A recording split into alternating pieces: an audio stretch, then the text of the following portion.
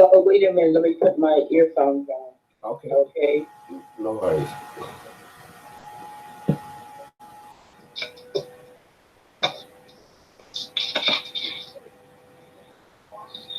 Yeah, hello. How you doing? Can you So hear me? yeah, I can hear you loud and clear. You hear me?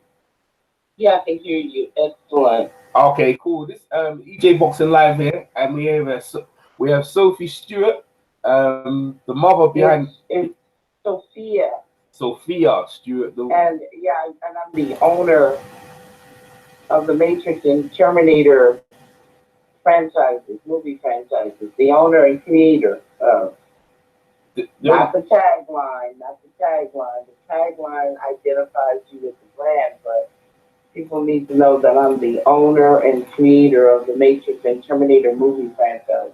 Yeah, let's get into that. Let's get into that. The concept and you know it's funny because not even funny because them two movies are my best movies, and like most people would say that. So how did you come up? And let's talk about the Terminator. Because I don't know, did you write the Terminator first before the Matrix? Well, there's one epic story. Okay, go ahead. Sarah Connor is Neo's mother. Oh, okay. What happened? Yeah. So it's the Terminator End Time Revelation. It's the prequel. The prequel means the beginning of the epic story.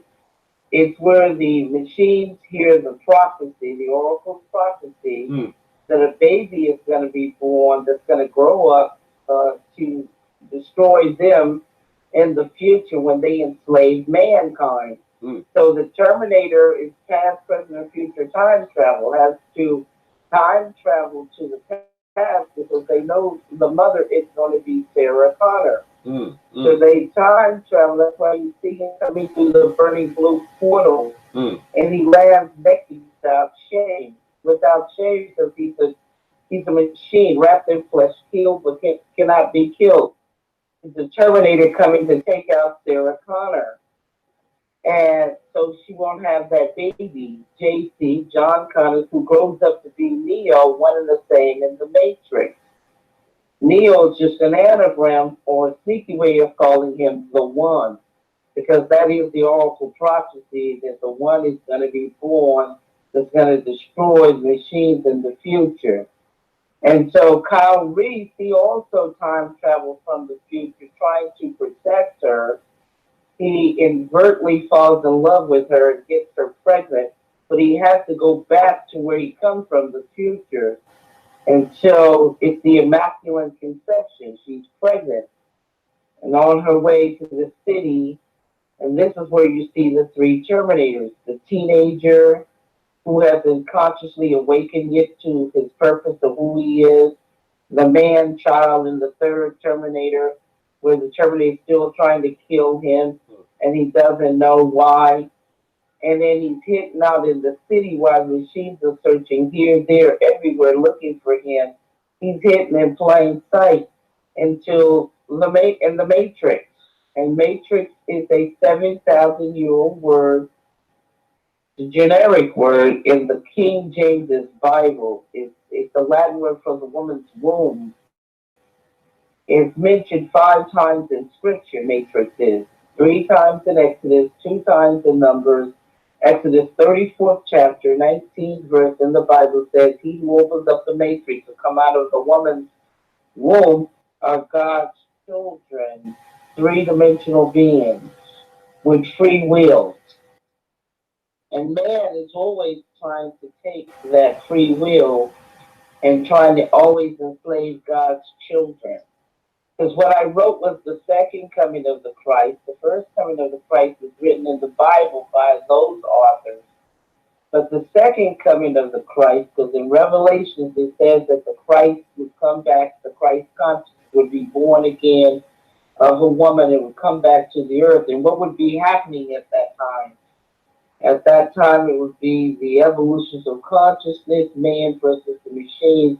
In other words, people sleep and they need to unplug from the programs and the ignorance and the lies, where the artificial intelligence, the machines, the terminators, would enslave mankind. So I'm the writer and creator of this great artwork. Yeah. The graphics, the special effects, the characters. Do you see the concept and so forth? The red and the blue pill, I'll be back. Yeah. I mean, Yes. yeah. And you know what? I heard that you had something. You met Muhammad Ali, and Muhammad Ali was Neo or something. Is Well, it was dedicated to Muhammad Ali. The Third Eye Matrix and Terminator book as a dedication to Muhammad Ali because he was the role model because he was a black living hero at that time in 1980 while I was at USC Film School. mm, I have a degree in journalism, a double major in law and psychology. I was studying to be a lawyer and a doctor. And I was inspired to write the story inspired by God when I saw Star Wars. Star Wars, the war in heaven, was talking about, Lucas was talking about how Satan, Darth Vader, the devil, how he fell from the light side to the dark side. mm, The war between man and the war between man and and the devil. mm, That's what his whole point of view is. If you go to YouTube, he's talking about that. mm, But I saw greater about the second coming of the Christ and what would be happening here on earth when Satan was exiled to the earth. mm, So that's what Star Wars is talking about, the Jedi, the bodyguards, the ones that guarded the throne of God. They were called the Jedi, and how Darth Vader fell from the light to the dark, how he slaughtered men and women in the village, killing men and women, mm, how he left his station and so forth. So Star Wars is the opposite of the Matrix and the Terminator. mm. It's the dark side, but I'm talking about the light side. Yeah, like, but you see the woman in the Oracle. So you see when I'm watching the Matrix, right? There was Yeah, so well, many. I am the Oracle. I, Yeah. I created the character. Oh my. So you're. And I created the Oracle after my character, myself, uh, from myself, because just like Stephen King and Stan Lee of Marvel Yeah. and Spike Lee, we saw Alfred Hitchcock putting himself in his own work, and so we put ourselves in our work. Oh So we man. got it from watching Alfred Hitchcock. He put himself in his work, and we were amazed by that. Yeah. So. Yeah. No, it's so amazing because when I watched it, yeah, like the whole thing, the concept, yeah, you see black prominent roles, and they like the gurus in the Matrix, like and Morpheus. So who was Morpheus then? Where did you come up with the idea of Morpheus? It's not coming up the idea with the characters. The all characters are congruent. They all come together. Morpheus is a leader role. You know what I'm talking about? The the Neo has to be brought to him to be trained to fight. He's just like a guru. He's the leader, like the character John the Baptist would be in the Bible. He's sort of like that. That Jesus had to go through the cleansing. And you remember when Neo went through the pot, his human side had died, and his spiritual side he had ascended into his light body where he defied gravity. Hmm. He was flying, but he wasn't Superman. What I created was a lot of black people and that are superheroes in Hmm. leadership. They were in leadership roles, something had never been done before. Yeah. Because mostly all white science fiction had no black in their science fiction. If they did have a black, it was one or two blacks in the beginning of the first 5 to 10 minutes of the movie. And if you missed that first 5 or 10 minutes, they died out, but they were not in any leadership role. In Hmm. fact, when Star Wars decided finally in 2015 or 2016 to put a black young male as the leading role, a lot of the whites got really mad because Star Wars was a white science fiction. Mm, mm. And so Matrix has all these black superheroes. And this is the first time in 1999 that black people get to see themselves in leadership roles. It's amazing. No, that's why. I mean, and the concept of the red pill and the blue pill to go back to thing. people from the movie The Matrix, yeah, so many people's eyes have been opened up in terms of how they see themselves in society. In this, let me explain the red and the blue pill. yeah, The red and the blue pill was about choices, but the red pill, you take the red pill, you see how deep the rabbit hole goes. You take the blue pill, you go back to sleep, and you believe the lie. But what it was really talking about was man versus the machine, because we have blood, red blood running through our veins, and the machine's blood is black and blue ink. okay, Yeah, that's what it was really talking about. It was the blood, which is the living being, versus the machine, which is nothing but black and blue ink or oil. You mm, see what I'm talking about? yeah, yeah. Wow, that's this. I mean, like, all these inspirations you've got, like, so basically, you said you got the inspiration from God, or how did like the ideas? I mean, I was inspired by God with the message. It's metaphysical work. It's the first metaphysical work to hit the screen. It's where I created science with spirituality. That's called metaphysics, where mm, you join the science with the spirituality, metaphysics. mm, The first metaphysics worked with the message of God, and it spread it all over the whole entire globe. Everyone around the globe loves Matrix and Terminator. Matrix and Terminator have made someone up to $100 billion. mm-hmm, mm-hmm. Terminator first came out October the 17th, I think, no, 26th, I think, October 26th, 1984. Yeah. But I wrote it in 1980 while I was at USC Film School. Mm. And my copyrights are 81, 83, and 84. Way before the Terminator even came out, my work was already copyrighted and published and out there. So let's talk about it. So what's the because I remember when it first came out, and obviously I saw I've seen it. That's why I'm interviewing you myself. Yeah. So what's gone forward now? Has stuff been resolved with the Tchaikovsky brothers and the rest of the guys there? And what's the other guy's name? What's the other guy's name? I think is it You know, James Cameron. Yeah, James Cameron. Yeah. And Andy and Larry Wachowski is nothing but liars and thieves. I've said that numerous times. They have never recounted it.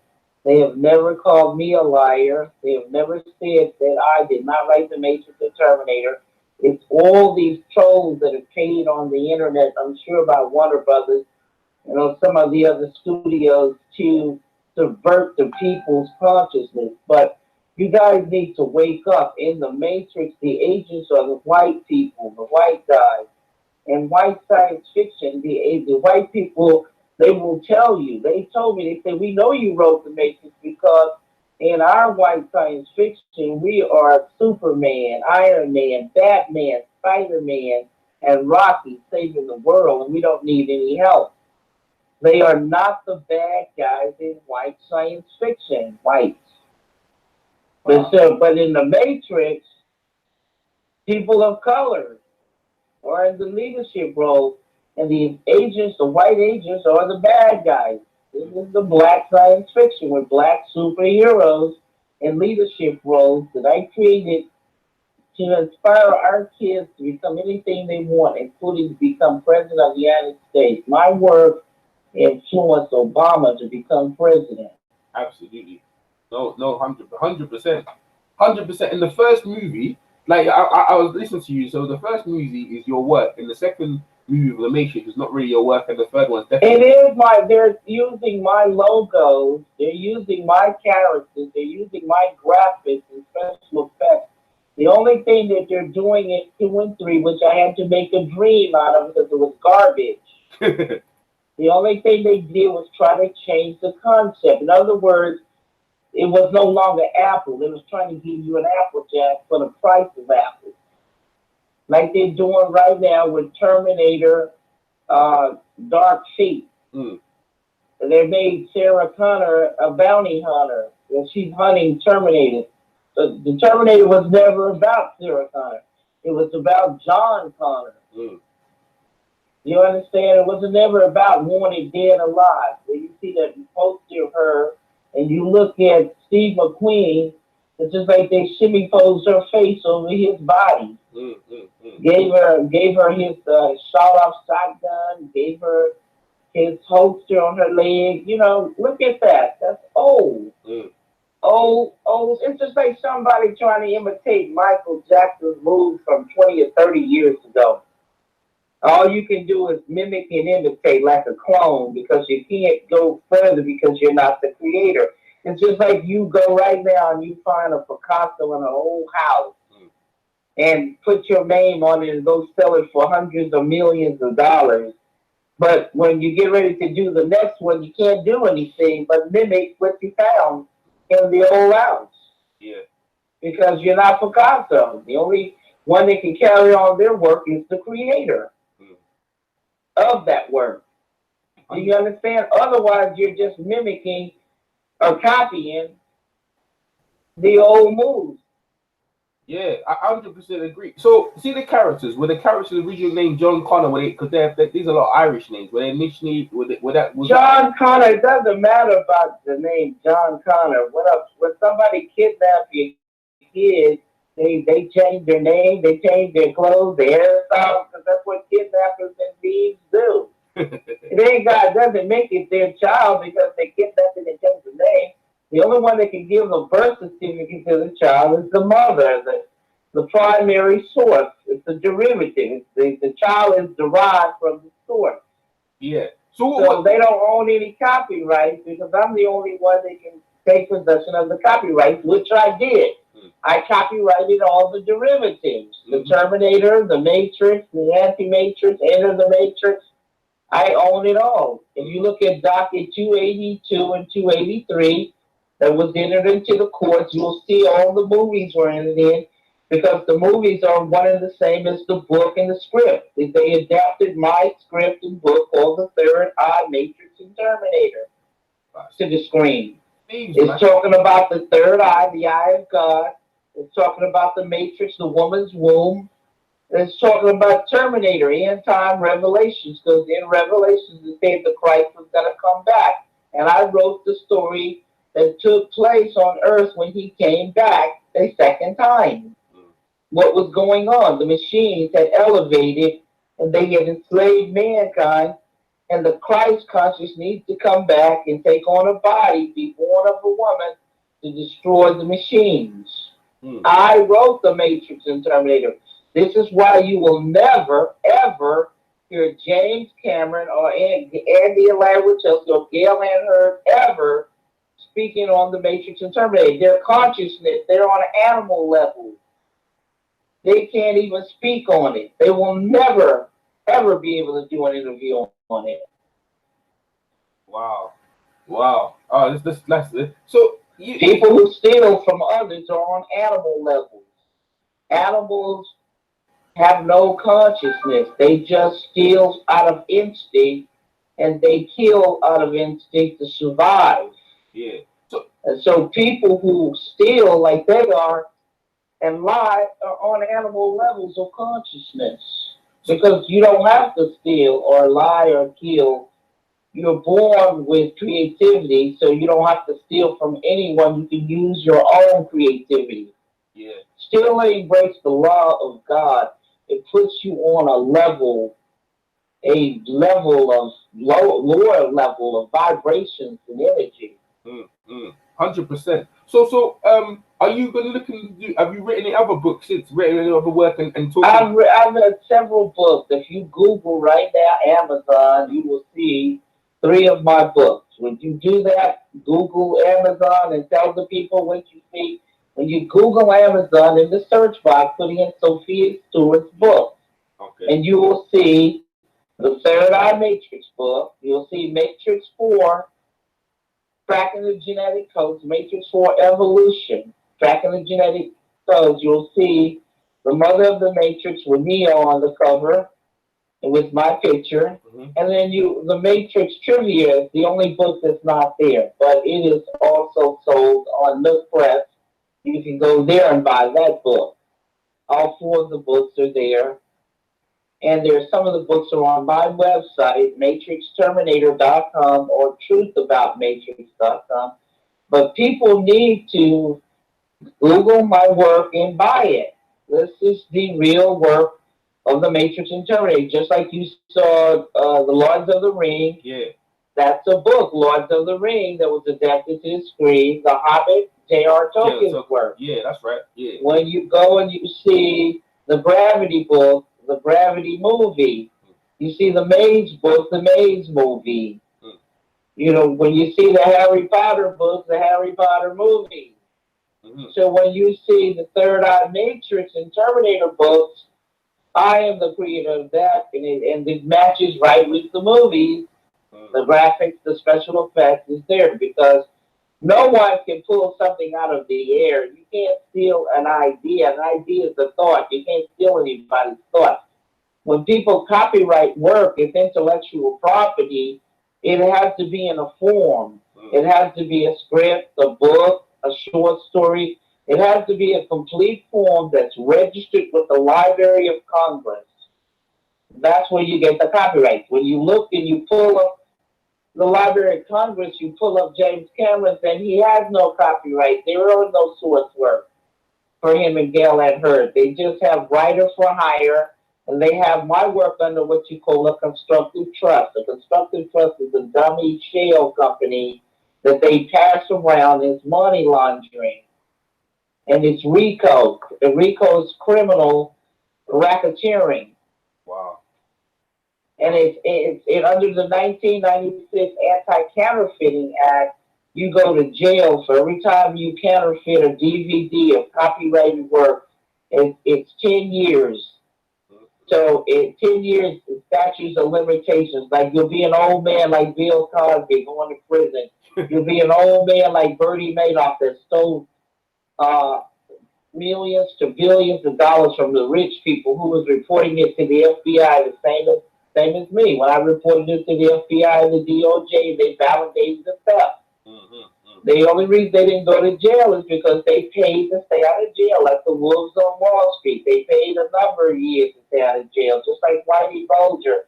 His brother was a senator, and his friend was an FBI director. So he paid them, and he stayed out of jail. But his best friend, the director, FBI director, went to prison for murdering somebody, and they made his brother step down as a senator, and he went on the run. And they finally got him. He was old. And as soon as they put him in jail, somebody killed him in jail for snitching. Man, John Gotti, he died in jail. He died in jail of cancer. And right after Al Capone got out, he died. You know, but he was for tax evasion, they got him on. But he killed a lot of people, and he was racketeering. So it catches up with you. Nobody gets away with it. You can be old, like those guys who bombed the church in Alabama and killed those 4 or 5 little black girls many years, I think in the 60s. They caught up with a lot of them when they were 65 years old. They were like Bernie Madoff going to jail and getting 150 years. That's what Bernie got at 65, 100. He's never going to leave out of there. 150 years for racketeering. So it catches up with you. I told people, because they were like, well, they got away with it. I said, they didn't get away with anything. Time catches up with everyone. Yeah. If you don't catch up with the divine justice from God, that means dying of cancer, or getting killed in a car wreck, or something other bad thing happening to you for what you did. It's called divine justice. You either face man's justice, going to jail here, or you face divine justice. What you reap, what you sow. You get what you give. Yeah, that's right. Either way, you don't get away with it. Yeah. Your time is just numbered. Wow. You're numbered. And anybody who thinks they get away with it, they need to go back in history and look at all the men who have committed the horrible crimes and see what the results, what happened to them. Just like what I just named some, Whitey Bulger, the wolves on Wall Street, the Enron executives, Martha Stewart, You know, and Bill Cosby now, and the Weinsteins or Harvey and Kevin Spacey is going to catch up with stuff too. And Bernie Madoff. You know what I'm saying? And John Gotti. Yes. So you go back in history, and if you go back and look at the Untouchables with Elliot Ness, Elliot Ness put a lot of them in jail. A lot of them. Well, yeah. So how would you wanna? Because this is why I obviously I interviewed you because for the people who don't know they need to know, and I think it's very important that obviously all this creation, some of the most influential movies, influential book writing in the 21st century come from obviously a woman of color, and I thought people need to know, and the way. Would you feel like you've been blackballed with in terms of certain things like people? Why other people? Like, well, I'm not blackballed. I never belonged to Hollywood. I used to work for the studios, Columbia Pictures. I used to work for television because I'm from New York City, a New Yorker. I used to work for Channel 13 with Oscar Award producer Terry Miller Dado. Like I told you, I have a degree in journalism, a double major in law and psychology, studied to be a lawyer and a doctor. Yeah. And I used to work for a national magazine, a West Coast correspondent. So I never belonged to Hollywood. A lot of people don't belong to Hollywood. J.R. Tolkien, he didn't belong to Hollywood. When Peter Jackson adapted his work, he was dead. All these phenomenal movies that you see, these people didn't belong to Hollywood. Like John Grisham, The Pelican Brief, and The Firm. Those books became movies. Like Cloud Atlas is David Mitchell's work. He doesn't belong to Hollywood. He's not blackballed. He's a writer, author. We're writers and authors and creators. We don't get blackballed if we don't belong. I'm not with William Morris Agency or creative artists. They're not selling me on the red carpet and pumping me like a prostitute or anything. Why you say You that? understand? I'm like Steve Jobs and Bill Gates. I'm a creator and an owner. You don't see Bill Gates on the red carpet, and when the late Steve Jobs, you never saw him on the red carpet. We're owners. And just like V for Vendetta is the English writer Alan Moore's work. Speed Racer is the Japanese guy or the Asian guy that's from the 60s. I can't recall his name, but that was his work. The only work that Chelsea did was Jupiter Ascending. That's their work. Matrix is my work. Bound was somebody else's work. Do you understand? Yeah. So blackball, they can't blackball me because they don't own me. I never sold my soul to them. So how do you want to be? Obviously, you obviously got your book and get it out there. Obviously, people need to know what obviously the origin is. So how do you want to be like remembered? Obviously, in terms of your work or what you've been doing. I don't know why you would say remember. No, I know. I'm still alive. Yeah. That's a rhetorical question that doesn't need any answer because you would ask that to Stan Lee because he was here 90 some years. Yeah. You saw what happened with Marvel, so that's very rhetorical. It has no, I guess I'll reword it. I'm not going to answer any bullshit like that. Okay? No, I guess that's bullshit. Let me reword it then. You really do need to reword it and rethink it. Yeah. Okay. What I was gonna say is that obviously, how you're being portrayed. How do you think you should? I'm not being portrayed as anything but the author and creator of the work. Okay. It's selling all over the world, and I've continued my work like all creators that are living. They continue their work. Yeah. And I'm doing the same thing that they're doing, creating new products, licensing deals, and everything. That's the same thing that Bill Gates is doing. Mm-hmm. He's every writer, every creator, every founder, owner keeps continuing their work and bringing new products out. When the late Steve Jobs was here, he brought out more Apple. Mm-hmm. Mm-hmm.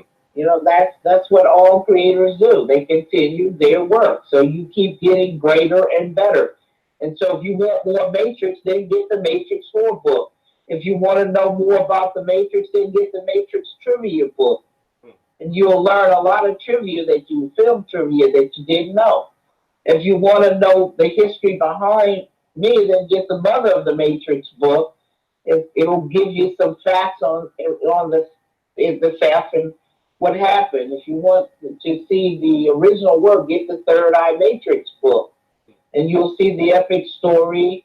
You'll see the graphics, the characters, how everything was created, how it unfolds, the makings of the Matrix, the making of the Third Eye.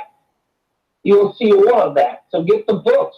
Yeah, well, that's how you find out anything is by reading. Absolutely. And yeah, if there was no books, if there's no books by James Cameron, there's no books by Andy and Larry Wachowski or Gail Ann Hurd. You never seen anything they wrote.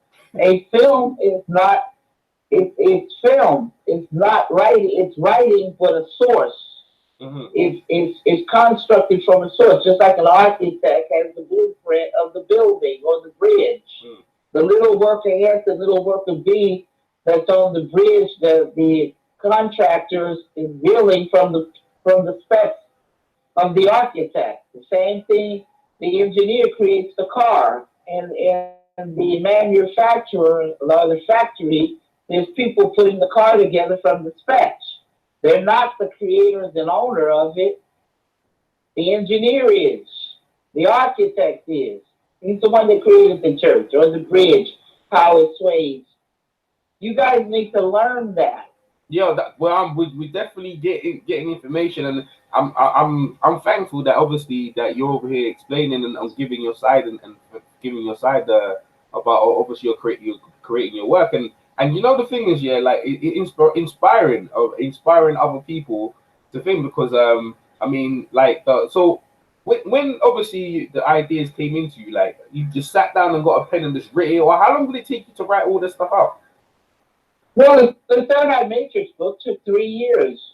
I was inspired by God, and when the work was finished, I knew when it was finished, and I put the end to it. But I continued the work because, like now, I'm still writing, still creating. Oh yeah, different other kind of scripts, different other kind of stuff. Wow. Yes, I'm always creating. Every creator is always creating. They never stop creating till they leave here. The Oracle. If Michael Jackson was here right now, he'd be creating. Yeah. If Prince was here right now, he'll be still creating the new stuff, the eclipse, his old stuff. Yeah. You will always be creating new stuff. If the late Steve Jobs was here with Apple, he'd still be creating the eclipse, his work. Yeah. I don't understand why you guys don't understand that. No. You see the thing is, yeah, look, 100%. But this is the thing: when you get educated, you work things out. You're working things out as you go. But so you see the creations. You're still creating. Would you like any of your new material to be adapted into any movies? They've already been adapted into and I wish y'all was just. It's just sad. Because if I was a white writer, y'all wouldn't be saying this ignorance to me. It's sad. It really is sad. You wouldn't be saying this to J.R. Tolkien if he was alive. You wouldn't insult the man. You wouldn't be insulting to the man. Why do I get insulted when I've accomplished the same thing that other people have accomplished? Why do I get insulted? No, but I don't understand that at all. I'm trying to reconcile that. Oh, well, you're right. You deserve all the respect and due respect as well. So you're the Oracle. You're the person as yourself. I created the Oracle character. She was based on myself, just like Neo was based on the living hero at that time, Muhammad Ali, a black superhero who was living, and this is why the people in Hollywood, the little contractors, were trying to get Will Smith to play the role because he played Muhammad Ali in the movie Ali with Spike Lee. Yeah. Try to make the connections in your mind. This is why, because they knew on my copyright. You can see my address that I'm from the Bronx. Yeah. That's on there. So they knew all about me. It's on my copyrights. Wow. So when I first contacted them in '99 after I saw the movie, they offered me $5 million, $7 million, $5 million for the Terminator copyrights. But these copyrights are worth billions of dollars because I was doing taxes when I was 11 years old, getting paid like H&R Block. I was getting paid by grown people to do their taxes because they didn't understand taxes. I was already, I had scored a 98 on the IRS exam, 2 points from 100. It's mathematics. I was doing payroll when I was a teenager, creating grown people's checks. I'm talking about in my work 38 years ago, 1980, I'm at USC Film School. I'm talking in the third eye matrix about digital downloading, barcodes, computerized warfare with drones. I'm talking about body scanners, food scanners, the Illuminati, the Trilateral Commission, the Federal Reserve. Things that you guys were not conscious of until 38 years later, 1999 and 84, the Terminator, 99, the Matrix. The Terminator comes out October 26, 1984. The Matrix comes out March 31st, 1999. But it's one work, one epic story, one epic work divided into two franchises because it's a book with multiple things in this book: characters, graphics, special effects, concept, the makings of the Matrix. You see what I'm talking about? Yeah. Graphics, pictures. Do you see what I'm talking about? It's the same thing J.R. Tolkien did. Same thing that all the other authors that they adapted their books to the screen. What? And they didn't want to put. They don't want to put. Why didn't it, like obviously the other authors you mentioned, like well, George R. R. Martin, all the other guys, yeah. They, why wouldn't they just give you due respect and have your name on it? Has nothing to do with respect. When somebody steals from you, they're not disrespecting you when they go steal your car or your yard or steal your wife or steal your money. They're disrespecting you. Hell, they don't even know you. It got nothing to do with respect. It has everything to do with greed. Oh, okay. People steal because of greed. And to acknowledge they stole is to put them in jail. What's wrong with you people? Are you kidding me or joking? And the people will be telling me stuff like, well, where's your name on the credit? I said the credit of the movie credits in Hollywood, every credit is just bullshit. It's deals that people make. Some people have done something, some have done nothing, and some have gotten credit to get paid. So the only thing that matters in life is what goes in the courts. That's where history comes from. All books of history and truth comes through the courts. And I won in the court system. So tell us about. It's got nothing to do with no respect or disrespect. Listen. No, I was going to say they stole the work. Yeah, they want to continue making the money. The work made billions of dollars. They don't own anything. They pulled Houdini and a Milli Vanilli on you guys. Houdini, they created an illusion, a lie. That's what they keep creating because they own the media. The FCC came under guns because they were not supposed to sell the studios all of this media. They were not supposed to own all this media because that's why they're plugging y'all into the Matrix with the lies. And remember, Milli Vanilli didn't sing anything. They didn't write anything. Yeah. They gave you lip service. That's all they've been getting. Like Milli Vanilli gave y'all lip syncing. They've been giving y'all lip service. And y'all been eating it up. And you can tell by the questions you're asking that you've been eating up the lies and the ignorance because the ignorance and lies is coming out of your mouth. Instead of consciously thinking about what you're asking, it's like you program. You read a lot of the troll information on the internet. If Tesla was alive right now, you would ask him questions. You would be telling him about some troll stuff you read on the internet. You wouldn't be telling him what you read about his life. You'd be asking questions. What question? That would be the most intelligent thing to do. Okay. What question do you feel like you should be asked? Like, because obviously I feel like I don't want to feel like I'm disrespecting you. Really don't.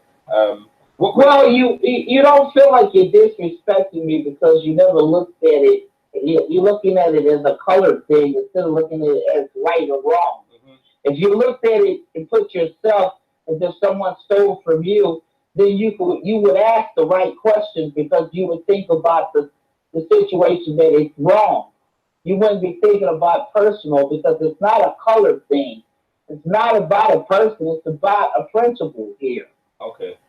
It's wrong to steal from anyone, and that's how you should look at it as a theft and not as a colored thing. Okay. So let's talk about the court case. Yeah. So what happened in the court case with you and the people who done it? What happened in the court case? Well, the first court case was a RICO case, a criminal case in California that I filed April the 24th, 2003. Now, the FBI and the DOJ had validated the theft. In the U.S. Attorney's Office, it's the same as the DA's office, it's the blue collar cops. We're supposed to prosecute these people, but they got bought out not to prosecute them. Greg Diamond and Elizabeth Stephen, they were prosecutors at the U.S. Attorney's Office in Salt Lake City, Utah. I happened to be living there at that time when I discovered the theft of the Matrix, March the 31st, 1999. I come from a military law enforcement family. My brother's stationed there at Hill Air Force Base, and I was visiting. So when I first saw the Matrix, I'm being a paralegal, studying criminal law, understanding criminal law. I contacted Warner Brothers legal department, and they knew who I was, and they offered me money. But I did not want to take the money because I want to see great diversity in movies. Yes. Back in the day, the studios would buy the stories and the scripts and the books from the people, and we had all of these great movies. But then they decided to steal, and this is why the movies are shitty at best, and the theaters are empty, and you got bad movies because they decided to steal from the people. And so I didn't want that practice to continue because I saw the future, being the oracle, that they were going to atrophy themselves out of business because when you steal, it's deducting from you, it's subtracting from you. Everything you steal from somebody is subtracted from you. You're actually going broke. You're not getting wealthy when you steal. You're being blessed and multiplied when you give, not when you steal. It works in the opposite principle of mathematics. That's why a robber keeps robbing banks because no matter how much money he robs from the bank, if it's millions of dollars, he can't keep any because he didn't earn any. So every time he robs, he's poor. He keeps robbing, he keeps stealing until he gets caught. So that's what's going on with these people. The money was great, but they couldn't keep any. So this is why they keep on lying and trying to steal with this fake Terminator and this fake want to come out with a fake Matrix, a Applejack because they can't give you an apple. Talking about a Matrix story with Michael B. Jordan, but they can't give you Neo and they can't give you Trinity and they can't give you Morpheus. But they can give you a joke and charge you Matrix money for the ticket, but you're going to get garbage just like you did with Genesis, Terminator Genesis, and Terminator Salvation. Garbage. Garbage, yeah. Like you got garbage with Terminator 2 and 3, which I had to make into a dream, and Terminator 4 continues. So Neo and Trinity never died. Do you see what I'm talking about? Why I had to go to court in 2003, file a RICO to try to put these people in jail, a criminal case. And they knew that they were on the way to jail because the new law had just came in and they had did the indictable transmission.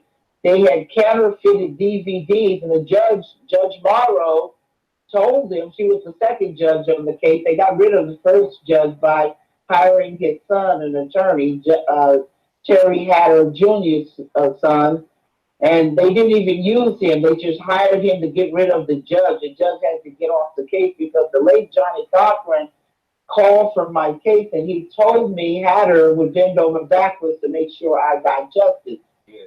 I put a criminal case on them to put them in jail. They were scared because they had done the indictable transmission, so they fixed the case. What they did was I went in pro se because I'm a paralegal, and they sent these four attorneys to come in and sabotage the case. The four law firms: Michael Stoller, Gary Brown, who's deceased now, Jonathan Lavelle from New York, he's deceased.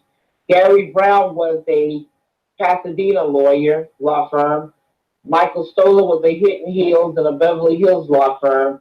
And then Dean Bev, the RICO specialist, he was half black and half white. He was from Washington, a Washington State law firm. So he sabotaged the RICO, and then right after he sabotaged the RICO, he left the case. He terminated out. Michael Stoller was the mastermind. He stayed on to make sure everything was totally sabotaged and that the movies would not be entered in. Well, the Illuminati, I get a phone call from the Illuminati in November of 2006, and they told me that I was going to have a second court case and that I would win that court case and play a major role in world events, that I would change the world with the second court case and the continuation of my work. They said that I would have a second lawsuit against the same defendants and I would win it. The Masons called me right after that, and they told me that I would have a visitor as soon as Prince Charles, who was on his way to America with his new wife, Camilla. As soon as they touched the American soil, I would have a visitor. And my visitor was Schwarzenegger, Governor Schwarzenegger, Arnold Schwarzenegger, who was governor of California. He called and he wanted to know if I would take $5 million for the Terminator copyright, and I told him no. And he wanted to know what would I take, and I told him I wanted my life back. And the second line that he had used when he was cloned, the very same line that he had used in the movie when he was cloned, and they took him from his family and he got his life back, and he knew what he was going to do and what he had done in that movie to be successful. So he knew that it was an omen, and he got very, very mad. Because he's been involved in more than one way in this whole theft and whole taking that money, because I believe that the Matrix and Terminator money was used to money laundering and commit some of the most egregious crimes they used the money for. Really? And that's what the whole bottom line was. They used the Matrix and Terminator money laundering through the bankruptcy courts, money laundering through dummy shell companies like Pacific Western Production, Hemdale Films, Halcyon, C2 Pictures, C2 Pictures One, and the list goes on and on and on. And when you got untraceable stolen money that's money laundering, you can commit some of the most egregious crimes in the world. You could be sex trafficking, it could be pedophilism, it could be ISIS, it could be all kinds of devious things that you can use that money as untraceable. Oh gosh. You guys need to wake up and learn something. No, I'm learning something right now, man. This week was quite big, so they took that. That's amazing. That there is So that's why. Well, go ahead. You say that's why what? No, I was gonna say that's why they won't. In terms of where you are, like in terms of why, that's why they've gone to this length to try and put you in this position, because they've done so much they've done so much bad things, right? Well, I'm sure they've done a lot of terrible things with untraceable money. That's why people go out their way to money laundering is to clean up that stolen money. What do you think? Money laundering is cleaning up money that's untraceable and trying to keep it from being traced back to you when it's been used in illegal crimes or horrible crimes. Yeah. Yeah. This is why I was trying to tell you they were going to go to jail and they were greedy for the money, but they were using the money for some dark ends. Yeah. So Terminator Dark Fate is their dark fate because it has to do with the same way with the Titanic. The Titanic was sinking and the band was still playing the music like they were still trying to have some hope. Yeah. But it wasn't the tip of the iceberg that sunk the Titanic. It was what was underneath that iceberg that sunk them, Yeah. that destroyed the Titanic and make it sink. But they had bragged about it in the news that not even God could sink the Titanic. Yeah. That was a big mistake because this is their Titanic right here, their sample of the work and the message of God. There's nowhere in the world that you can use God's message to elevate and free people from the matrix. And the Terminator is to free the people from the bondage. There's no way you're going to use that message for homosexuality or to create criminal activities to harm others. You cannot use the work and the words and the message of God to enslave and put people in bondage and to harm them. God is not going to allow it at all. God is the one that gave me the message and the gift.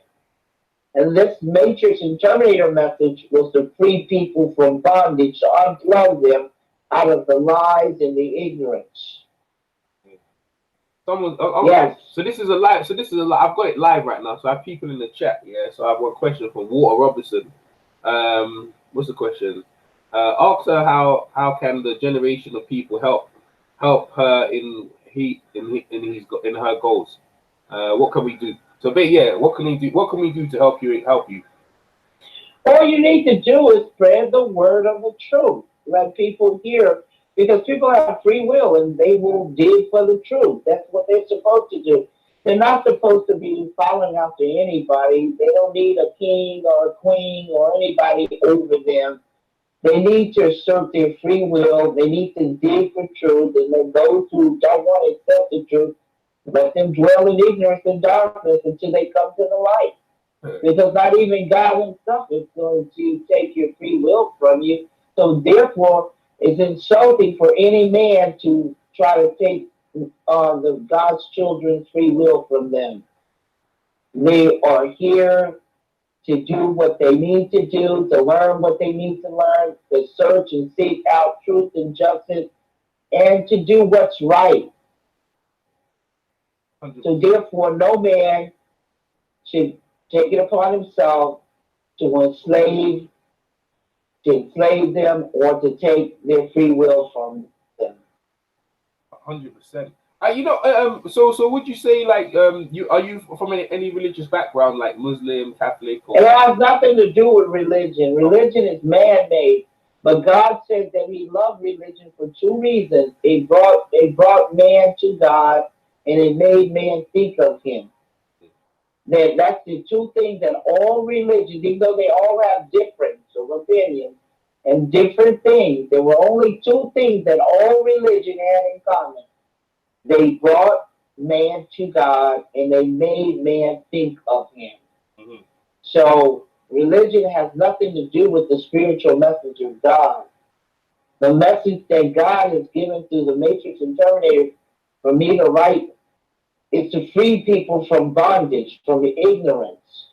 Oh, you know what I'm talking about? To free them from the illusions so they can use their free will and they can create upon the earth. They can do good. They can do well. Not become robotic or slaves. Yeah. Man is the evil, the devil, the Ebonic word, the evil, devil. Because that's what a devil is, the evil. Man is the evil, the devil that enslaves his own kind. And how does he do that? With lies and ignorance and evil and harm. Absolutely. He has no right to do that. With illusion, he puts his own kind in bondage, and he has no right to do that. 100%. Yeah, like free. Well, that's what it says. Like in the movie, and free your mind.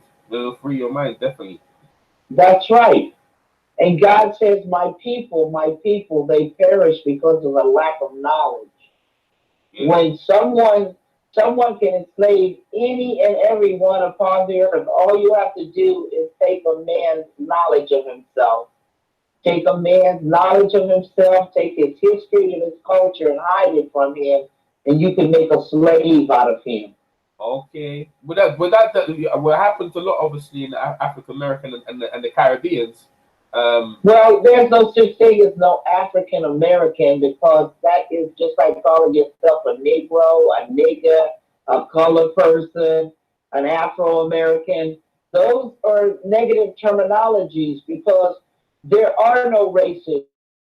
There are only tribes of many colored of people, tribes. Go back to the Bible and you will see the different tribes are named in the Bible. There are no races. That is a label that man created to subtract and divide. That's what subtraction and division is to take away from you. Subtraction, division is to separate. And they do this with words and labels and lies and ignorance. And I'm here to free you from that because you don't have to identify with anything. It's just like somebody calling you Toby. Toby is identifying with the plantation when they kidnap you, but your name is Kuti Kente. And Yeah. that's the only name that can be heard, the vibration in to God. Yeah. Your name that God gave you, not a name that man has labeled you to separate and divide you. Because separation and division keep you from being whole. So don't label yourself names that man creates. If you want to pick a name, then pick your own name, but don't identify with the plantation. Hmm. Yeah, that 100%. Wait, that obviously that will free your entire spirit, and that's what Muhammad Ali did when he changed his name from Cassius Yeah, Clay. from Cassius Clay. Clay to Muhammad Ali. Yeah, It elevated his energy around the whole globe yeah. A lot of people. because Cassius Clay was a white man's name of a plantation owner, Yeah, a slave owner. yeah. This is why, if you look at Roots, and everybody need to go back and look at Roots. And when they kidnapped Kuti Kente, they wanted to. Why was it so important to call him Toby? If his name was Kuti Kente and you kidnapped him, why do you need to change his name? Because you need to put him in bondage. You need him to identify with the plantation because you're a property of the plantation when you call yourself a property name. Yeah. That's putting you as belonging to that plantation. You are the property. So Yeah. everybody that calls themselves a Negro, a colored person, a nigger, African American, Afro American, you're separating yourself from your land, America. You're an American. This is your land. Don't separate yourself from your property, Yeah. 100%. your riches, your belongings, because you put yourself in a plantation. That's how you get treated, like Toby on the plantation. 100%. Well, that goes even longer. When you go talk about Ghana. Ghana used to be called the Gold Coast, and they named and when Kwame Nkrumah took over, he changed obviously to Ghana, and also in Rhodesia, in Zambia. Robert Mugabe, when he took over, he changed it obviously to Zambia instead of Rhodesia. Rhodesia, that the colonists they had the names there, they called the names, but they changed it back. So 100%. Yeah, and Africana is a white man's name. Oh yeah, yeah, yeah, So Africana is a white man's name, and it's a white man is claiming he's being Hannibal. So you're calling yourself out to the plantation yeah. because that's a plantation. You belong to the. I would never ever call myself a name that belongs to the plantation. My name is not Toby. It's Kuti Kente. It's not Toby. Yeah, yeah, yeah, yeah, hundred When percent. God gave us names, If you go in the Bible, you'll see God gave us names for a reason. And the names have these vibrations to it, so it can be heard in heaven. It's just the same way that that little guy, the Napoleon Bonaparte. Yeah. He was this little captain, but he changed the frequency of his name. He added an E to Bonaparte, and it elevated him from this little captain to emperor of the world. Yeah. He shot the Egyptians' noses off because he didn't want us people to realize. Well, he did that while he was on an 18 rigger. He didn't do it in no desert because the pyramids, I show in the Matrix that the pyramids were underwater. And he was traveling on an 18 rigger when he shot that cannon across to the Sphinx, to the nose of the Sphinx. He shot the face off because he wasn't in no sand. Because if you go over there, a little cannon will never reach a Sphinx. Yeah. Come on, you guys, on the ground. So the Sphinx was in the water and it was a boat level, so that's why they shot it there. That's right, because he was on an 18 rigger, and I show that in Matrix 4. I show the three pyramids as they come around the cape, around the water. You see the first pyramid, and you see the second one, and then you see the third one, and you see the Sphinx. And then on his 18 rigger, that ship, that's when he blew the face off of the Sphinx. Because he was disgusted because they exhibit people from that region and he didn't like it. He wanted them to look European. I'm saying what now? Say that again. What was your question? No, I'm saying the reason why he shot them off is because he thought because they look so-called African and they didn't look European. Well, it wasn't nothing to do with Africa because there was no Africa. Okay. It was to do that it was an alien race, a superior alien race. Okay. Alien means not of. That's all it means. Alien means not of. And he knew it was not of. It was not of him. So he was jealous. So he shot the face off. Yeah. Because they have been, look, for years they have taken and tried to make everything white. They've taken sugar cane, which was brown, and made it white refined sugar with no nutrients. They've taken brown rice and made it white with no nutrients. Do you see what I'm talking about? Yeah. They've taken bread that was black and brown bread and made it white bread. They've taken Black Wall Street from Oklahoma and made it White Wall Street. The White House was a black house with seven black presidents before Obama. George Washington was the first white president. They got it in reverse.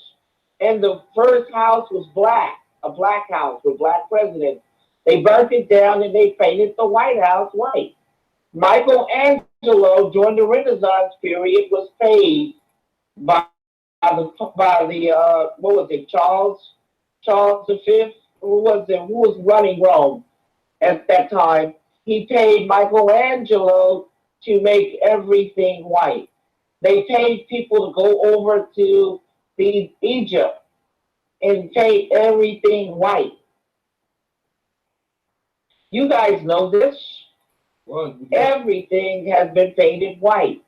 Michelangelo, during the Renaissance period, was given this to do.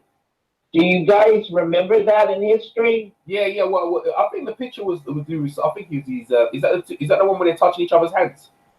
Yeah, and the Pope right now bow down to the Black Madonna. Yeah. The Black Madonna, Isis, and the baby Horus. Yeah. And the Madonna and the baby was painted white, and they became Mary and Jesus. And Jesus became white, and black people now think that Jesus didn't exist because he was painted white. They don't realize that there has to be a source before it turns to another color. It has to be a source. They don't realize that everything was black, including the void was black before the light came upon it. Good gosh. That's right. The board was black. Everything.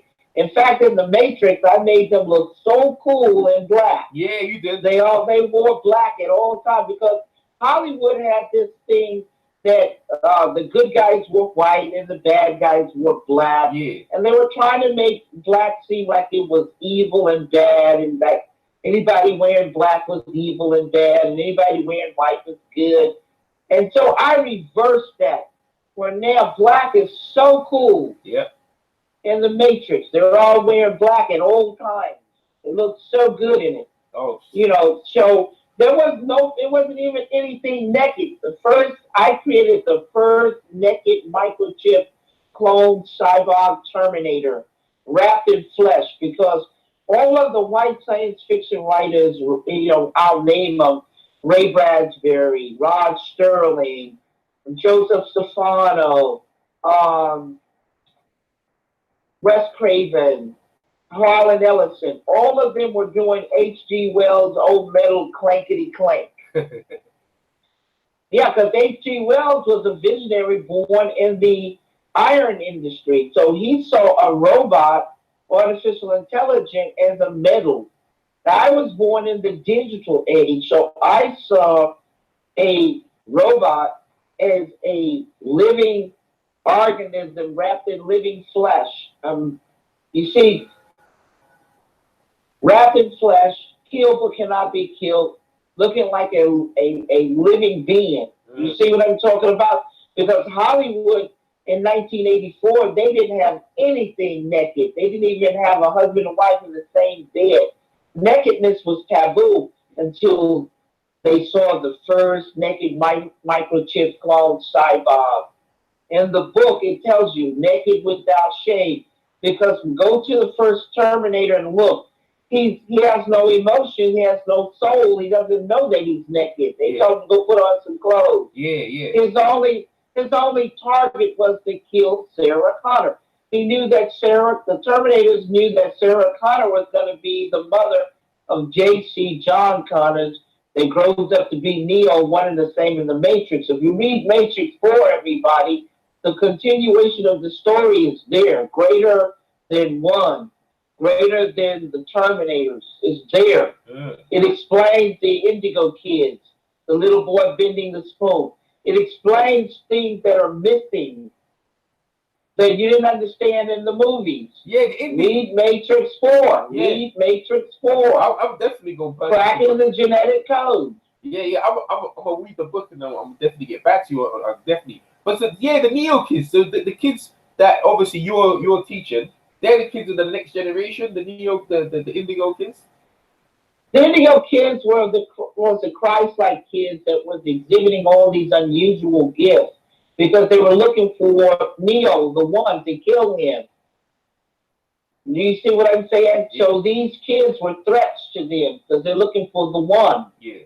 So these are the kids that you saw with the article and the little boy, you saw them exhibiting all. I break it down in Matrix 4. You'll learn all the secrets, but get the book and read it. If you want more Matrix and more Terminator, then get Matrix 4 book. It explains, it has all the missing links.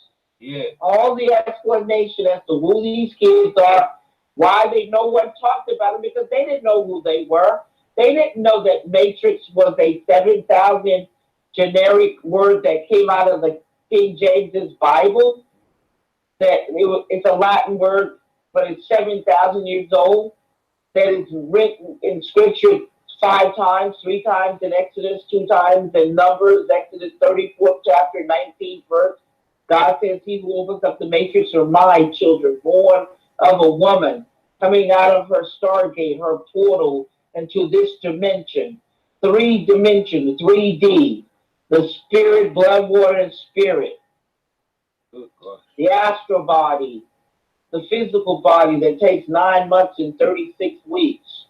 And then the third body, which is the seed, the soul, the vibration, the energy that attaches to the living body. This is why a doctor will not perform an abortion at 12 weeks. Because the soul, the seed, the vibrations of life have already entered the body. And so when the doctor performs an abortion at 12 weeks, he's killing a living soul. He's killing the seed, which is against the law of God. Because the seed is endless. It's the cycle of life that goes on and on and on forever. There's no end to life. Mm, mm, gosh. This is the. I probably ain't get. You know the thing is, a lot of stuff you're saying. I probably have to listen to the interview again so I can get all the information, go back again. But for whatever, I'm definitely gonna purchase the books. I recommend everyone listening obviously purchase the books. I mean, so what else? What are you doing now? Obviously, you say you're writing more books as well. You're creating. I've written more books. I've written more movies. And now I'm meeting with people who are trying to get Matrix 4, the shooting script. Warner Brothers offered me $30 million for the shooting script. Okay. It's a bidding war going on now. Another people validated it to 30 million. They offered 35 million, up to 40. Now it's up to $50 million. But the script is going to make something like $7 billion. Yeah. It's going to make seven. It's going to win several Oscars because Matrix One won 4 Oscars, and they never talk about it because I'm a person of color. They don't want people to know that my work won 4 Oscars. They never ever talk about Matrix winning 4 Oscars. Good gosh. People need to know my work won 4 Oscars, and it grows Matrix and Terminator $100 billion from 1984 to present is 38 years. Mm-hmm. $100 billion and still making money. That's why they are so greedy. Good gosh. That's why they want to throw a sucker punch and get you guys to buy a generic. That's what they're trying to do. But they know that if they release the Terminator on November the 1st, it's counterfeiting. They will go to jail for counterfeiting DVDs. Just like they put people in jail for bootlegging the movies and selling them out here. That's the 1996 Consumer Counterfeiting Act that puts you in jail, that makes the feds, the FBI come out and get you. They don't want people to know this. Because, come on, when you see a trailer, the movie's already made, but they're not going to release that movie because they know they will go to jail for counterfeiting. I already have a RICO case in Nevada against them, filed December the 11th, 2018. They couldn't beat the RICO. They lost the case. They put in perjury. They put in fraud.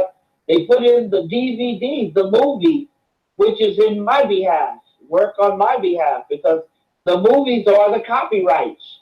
So once they entered the movies in, they entered the copyrights in. As soon as they did that, they lost the court case. Oh, gosh. They were trying to fix the case. The judges went under investigation. Everything they put in, they were practicing law in Nevada without permission. But every perjury, every fraud, they even double stamped, which is called felony forgery. They altered documents. Everything you put in there, once it's perjury, fraud, forgery, it's all has no merit, has no weight. It's all moot, MOOT.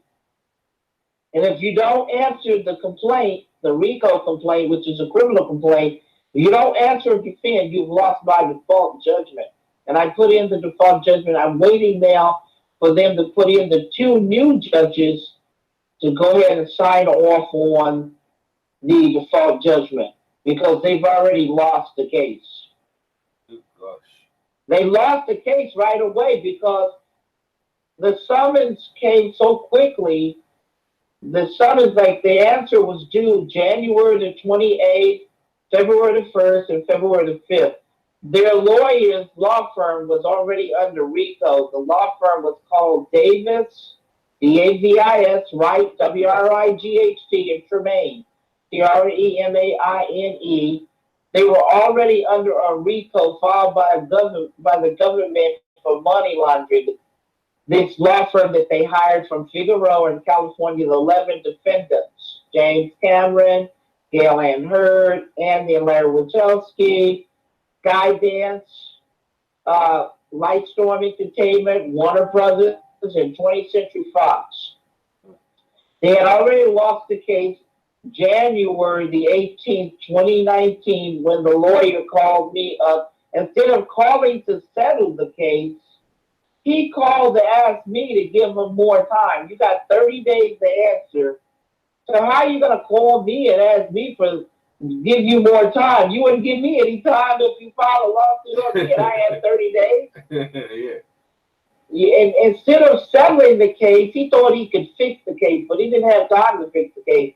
I told him that he needs to settle the case out because he's already lost.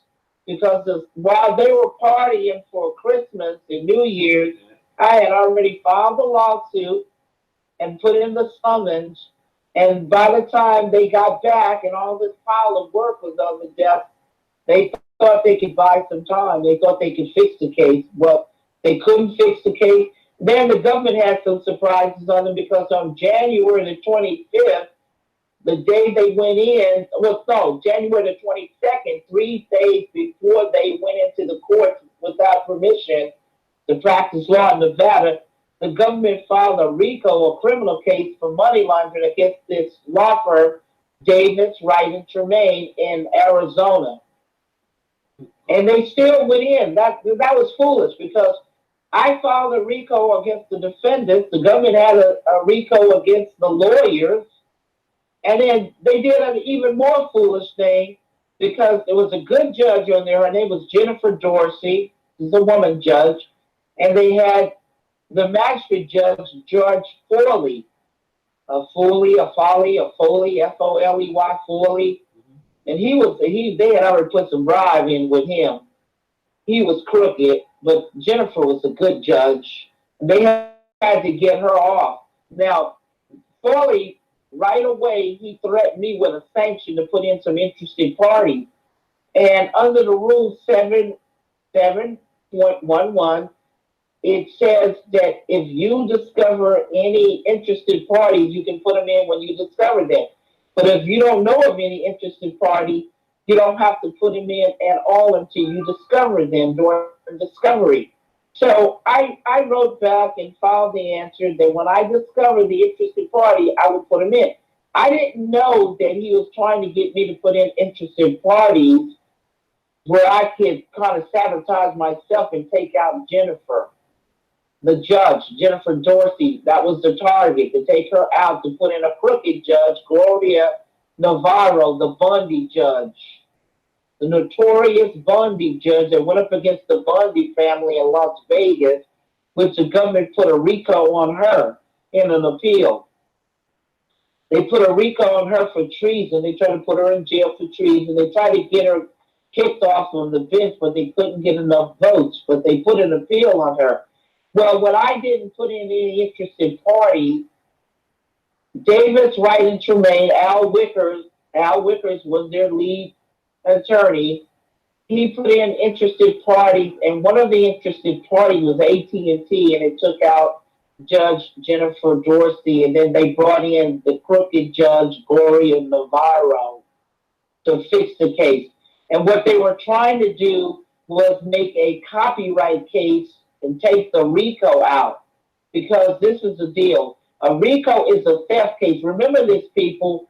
When you get stolen from, it's not a civil case. It's a criminal case. If you put in a civil case, they can fix a civil case. And they've been stealing people's copyrights, and they've been destroying people's rights in the court system with these civil cases, copyright cases. And the people's lawyers have been betraying them because they get paid off to make sure that their clients does not win the case. And they bring in judges that are paid with bribes and all of this. But if you file a RICO case, they can't do anything about that. They need a crooked lawyer that works for you, or a lawyer that they've compromised that works for you, to turn the tide in their favor with a copyright case. But since I didn't have any lawyers and I was pro se, and I won the case in Utah. I'm going to tell you about that case too, where I went up against the 4 crooked law firms that sabotaged my California case. I went up against them and I won over there and won a judgment. And that's where the judge over there, the good judge, Evelyn J. First, validated that my work was stolen by these same defendants that entered in the Utah case, Warner Brothers and James Cameron, Dale Ann Hurd, Andy and Larry Wachowski, 20th Century Fox, all of these Joe Silvers, all of these people entered in there trying to get the judgment money so they could leverage it against me for my copyright. If I didn't pay the, like if they won the judgment money over 300 some $1,000, they could leverage that against me and steal my copyright. But the good judge, Evelyn J. First, gave the case to me and Dee Benson. They lost that.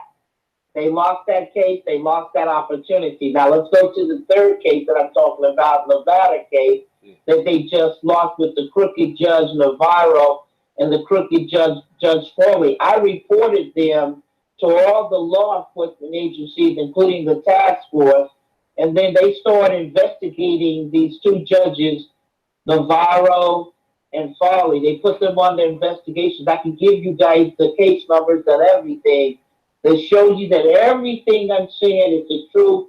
Anybody can email me, go to my website, and I will send you over the documents so you can read it with your own self so you won't be fooled by the trolls on the internet. The lying trolls on the internet that they're paying to troll you and keep you in ignorance and think that something else is going on. They do not own anything. They've lost the Nevada case. They put in all the hook and crook. You can look at the documents and see it with your own eyes. And I know this blow you guys' mind, doesn't it? Yeah. Yeah, because what they tried to do was Davis, Wright, and Tremaine and the law firm, Jacobs law firm here in Nevada. Jacob is, I've forgotten the name of there, but it's on the documents. I'll send you over the court documents. But Jacob, one of the attorneys, he interned for 3 judges, 2 in Nevada here and 1 in Utah. So they went through his law firm because he's a Nevada law firm, but they handle other kinds of cases. They do not handle RICO cases. They do not handle entertainment cases or copyright cases or RICO cases. Do you see what I'm talking about? Yeah. But they could put the money through them, money laundering through them, or the bribe money to the judges can go through that law firm, because that's how they do it. They put money and bribes through the law firm. That's how I busted them in Utah when I won that court case.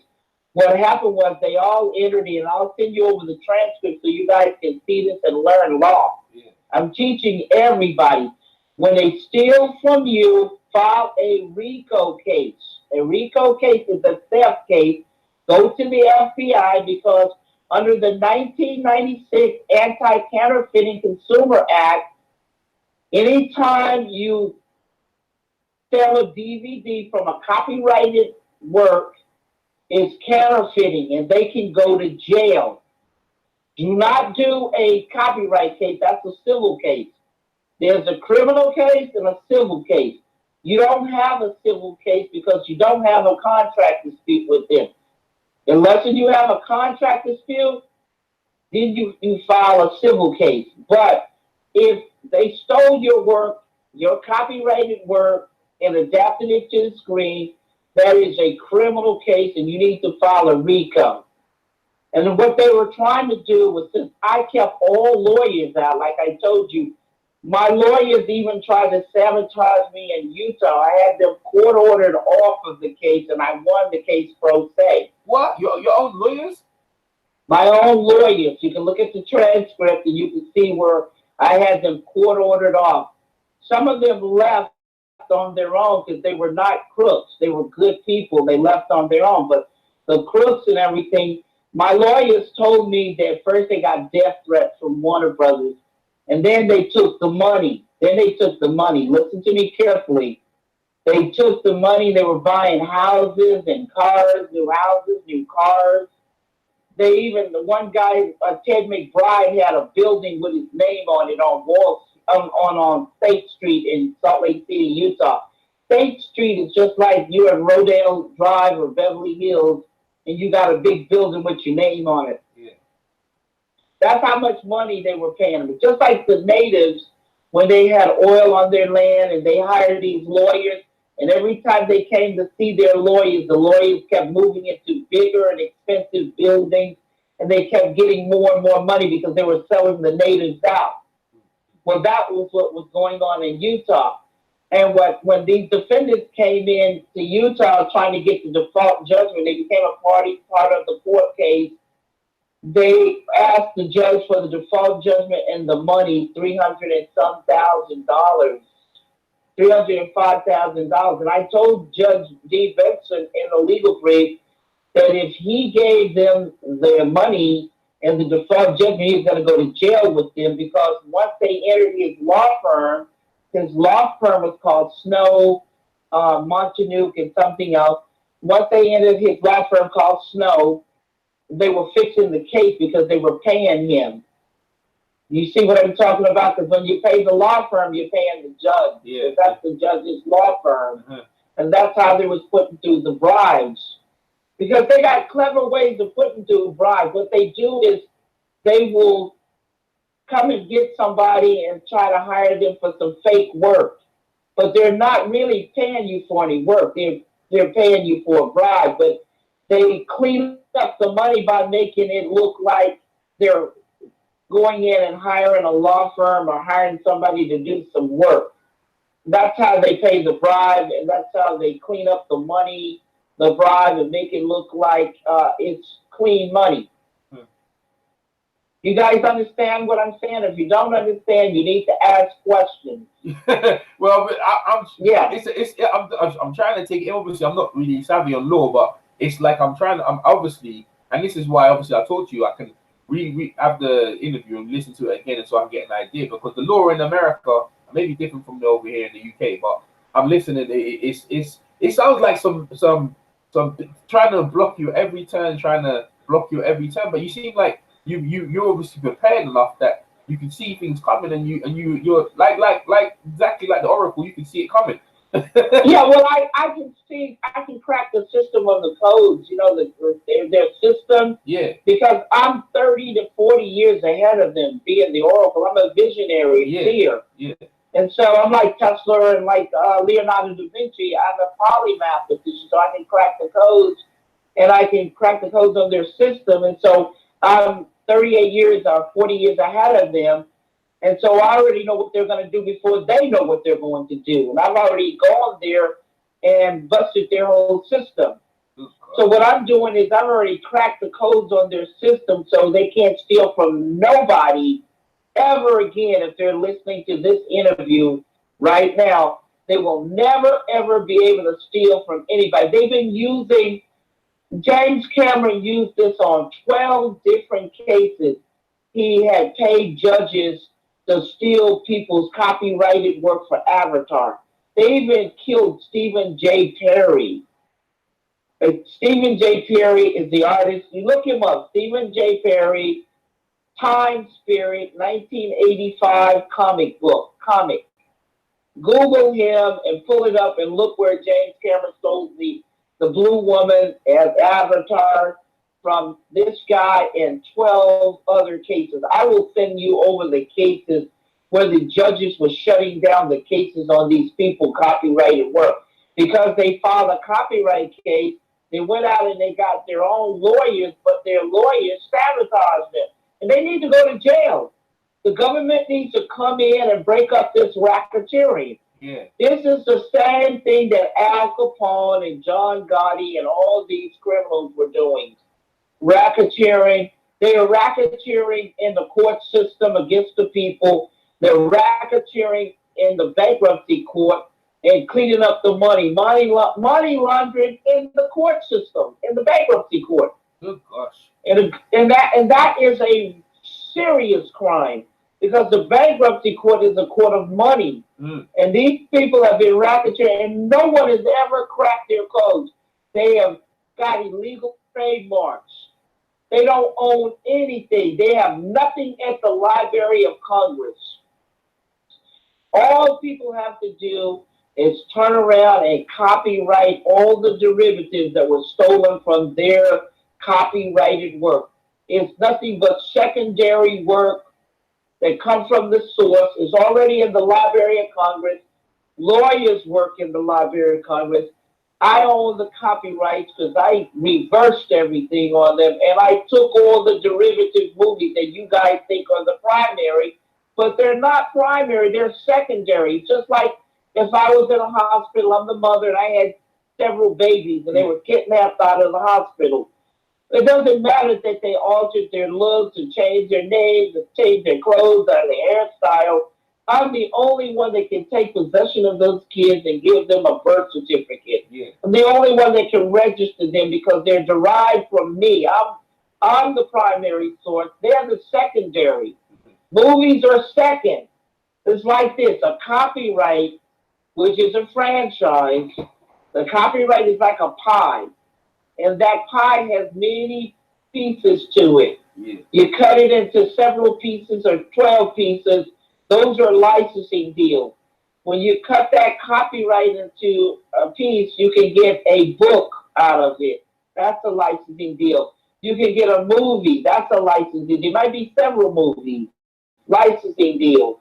You can get gaming here in Vegas, gambling, where you can create video games and machines. That's a licensing deal. You can create comic books. That's a licensing deal. You can create music. That's a licensing deal. You can create attractions. That's a licensing deal. Do you understand why they want to steal the whole pie? Yes, yes. And they don't want to just buy a movie. They want the whole pie so they can own everything. Just totally greedy. See, wealthy people can pay the money. They don't need to steal. They steal because they're greedy. Yeah. Poor people, homeless people, people that are starving with no money, they steal because they're needy. They need to eat. Yeah. They need to drink some food, water. You know what I'm saying? They need something. So it's not a greater crime in being needy because God looks at the heart.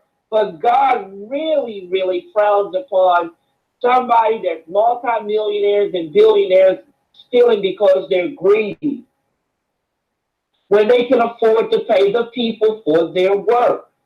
This is the worst crime. This is why they look so bad. And people that are in ignorance will say, well, I can't believe they stole because they got all this money. Yeah, they got all this money, but they're stealing because they want to own the whole pie. They're greedy. That's why wealthy people steal, is because they're greedy, not because they're needy. The poor steal because they need something and they have no money to pay.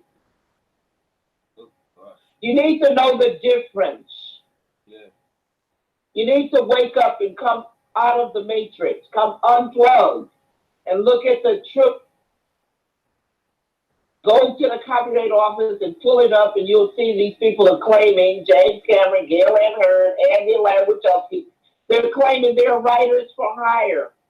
And these shell companies, Pacific Western Production, created May the 12th. The work was sent to 20th Century Fox and Andy Labuchowski, May the 1st, to 20th Century Fox, to Columbia Pictures in June, to 1981. Then Gail and her creates this dummy company, Pacific Western Production. But when you read the RICO complaint, it is giving you all these details. Harlan Ellison, they used him. They stole some teleplay from him. Teleplay is background. He didn't write the Terminator. A lot of people say, well, it's Harlan Ellison. No, it's not Harlan Ellison. He didn't write it. They stole teleplay. Teleplay is background. That's why the Terminator looks like it's old. Yeah. Looks like it's in the 60s because of Harlan Ellison's background. They sold, and it was $85,000 worth. And he's on YouTube talking about it. And they pay him, and they gave him some credit, but they used him. James Cameron admitted to stealing, just like Tarantino admits to stealing in the news. Yeah, I got the news document. Tarantino?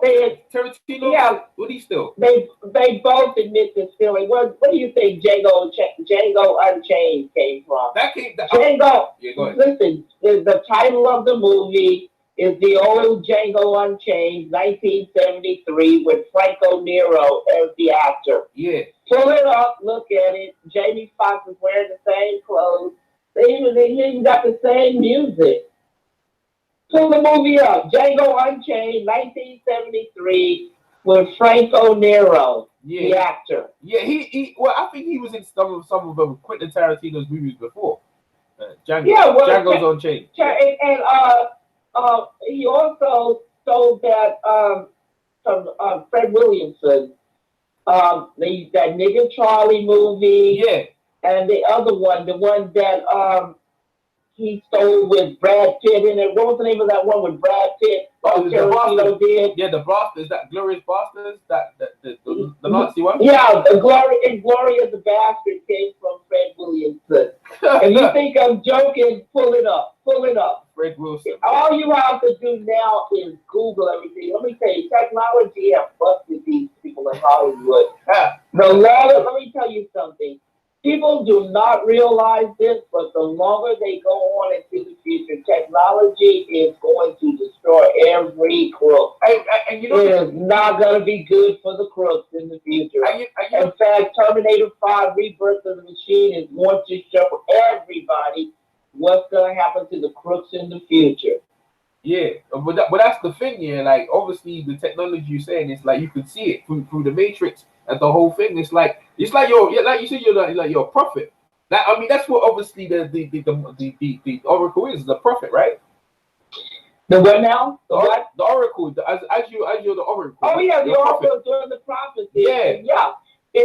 And she's prophesying what's going to happen to the technology. The technology is going to really bust the criminals out. I'm talking about it in Matrix 4, the virtual penal system, the hologram Terminators, the new Terminators, Rebirth of the Machine. Not this old garbage that they got you guys with old stuff from the 80s where they're mimicking the old work that I did in 1984. Yeah. Look at that. That's garbage. That is garbage. That is not the Terminator. Terminator is not about Sarah Connor. It's about John Connor in the machine. Yeah.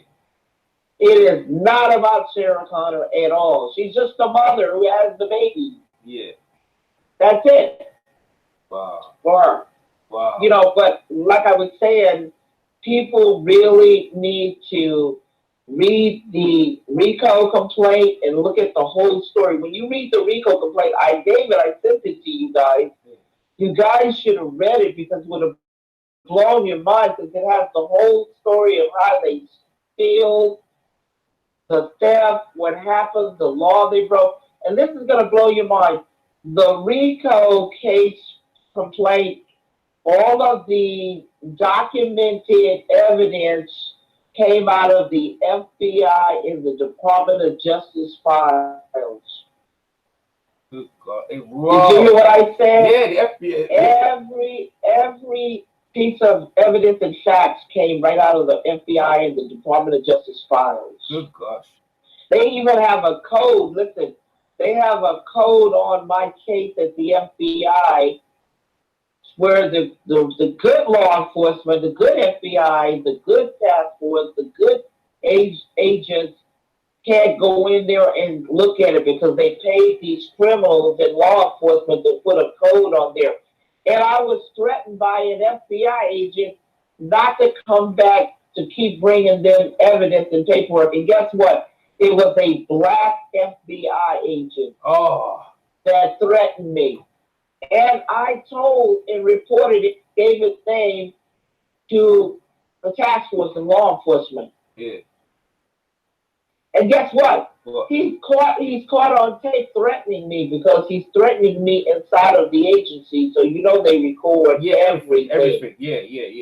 Yeah, because most people don't know that at the federal courts and all the government agencies, they got audio and video all through every building. That even the employees, even the judges, even the marshals, even the clerks don't even know where all this equipment is set up. Because I come from a military law enforcement family, so I know about stuff that's not even revealed to the regular people. But most of the people don't even know that it's camera down, audio, video. That's why when you look at television, it's showing inside of the courts. They're showing you, and you can hear what they're saying. You can see the people with chained up and all that stuff. You can see when a fight breaks out in a court. You can see all kinds of stuff because you know why? Because all of the courts and all of the government facilities and buildings is audio and video down, camera down. Wow. Yeah, they can even hear if you're whispering to someone in the court. Oh my. Whew. Wow. It's really deep. It's really deep. So most crooks don't know because there was a lot of crooked clerks over in the Nevada court. They were double stamping after, like the court closed up at 4 p.m. Yeah. You know what I'm talking about? So they were double stamping up until 7 o'clock at nighttime, putting in documents. And one court clerk, the media called them up and they recorded them where they admitted that Warner Brothers lawyers, Al Wickers, Davis Wright, and Tremaine was still trying to carry on the case after they lost on default March the 5th, 2019. They lost the case March the 5th, 2019. I put in for the default judgment on March the 11th, 2019. Wow.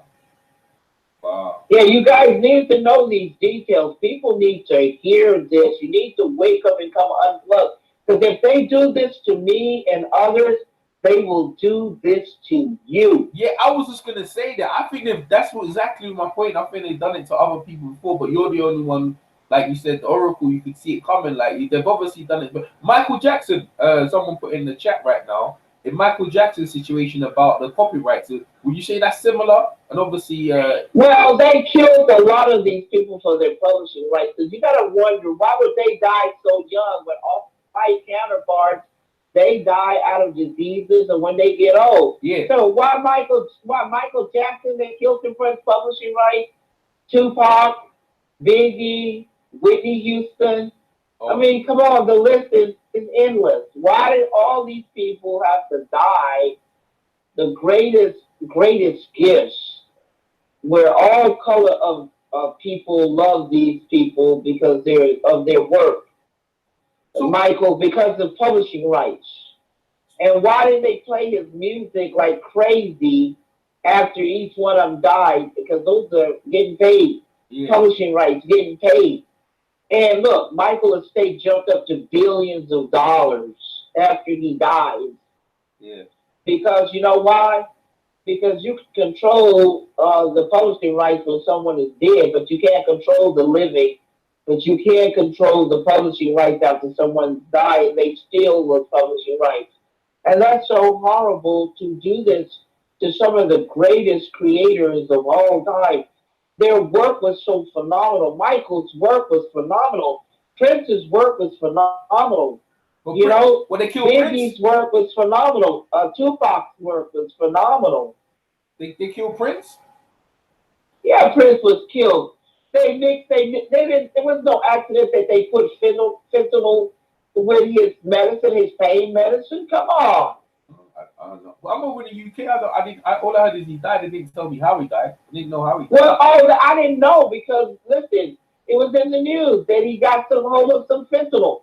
Anybody that gets hold of any fentanyl will die. It's a street drug, and it was mixed with his medical pain medicine. So you know somebody did that intentionally.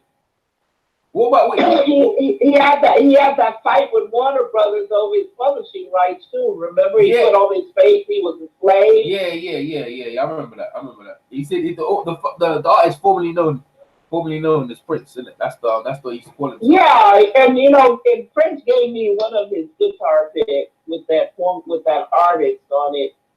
He walked up to me and gave it to me as a gift. I spoke to his sister Sharon, and she's invited me to come out to see his place, Paisley Park. Okay. She's invited me to come. So she is wonderful when I was talking to her about Prince. And To see Prince perform was the greatest experience. To see Michael Jackson, the Jacksons are the ones who discovered me. I did Janet Jackson's first television scripts, film scripts. You know, Oh in the yeah. 80s, I've known them from since 1980, the whole family. Wow. Fabulous, wonderful people. They're still the same. And Joe just passed away a couple of years ago. Yeah. You know, and he was a very phenomenal person. What? We did the Academy Award together on the red carpet 2013, and he told the media, we were interviewed by the media, that the Jacksons were the ones who discovered me.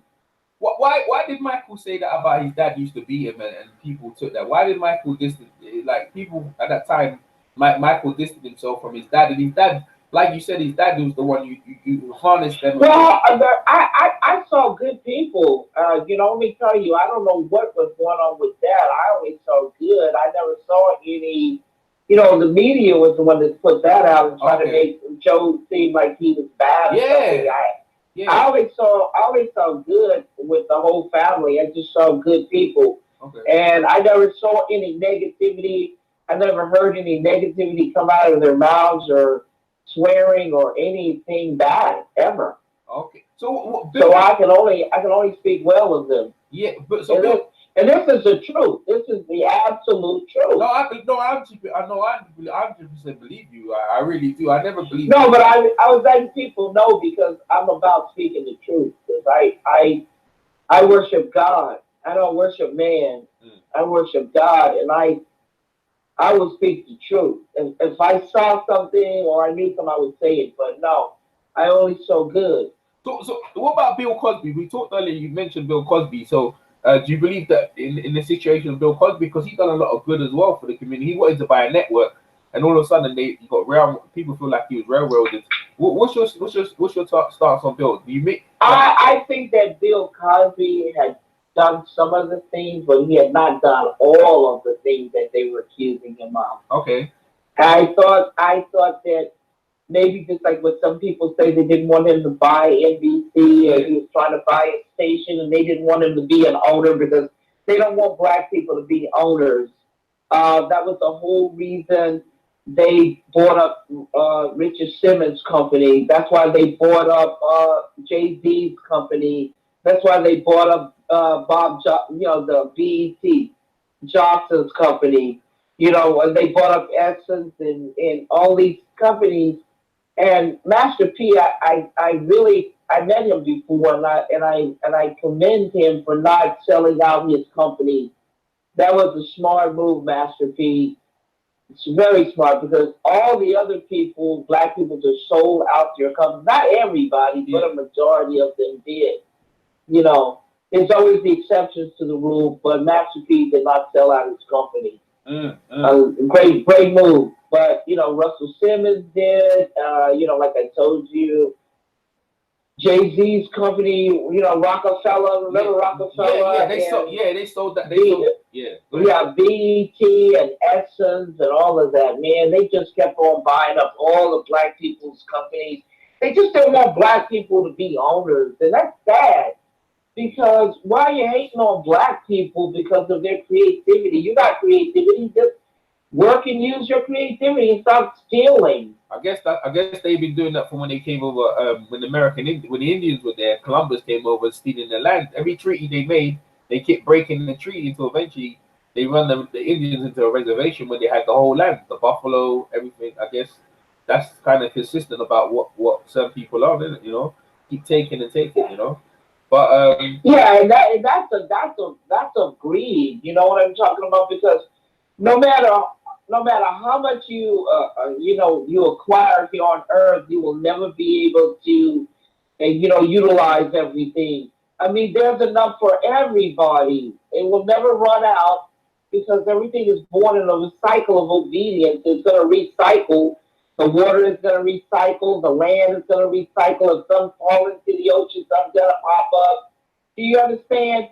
Water is going to circulate because it's a currency. So a spring well might pop up in your backyard. So air is going to circulate. It's always going to come back again and again. The air, the earth, the fire, the water. Nothing is ever going to leave or run out.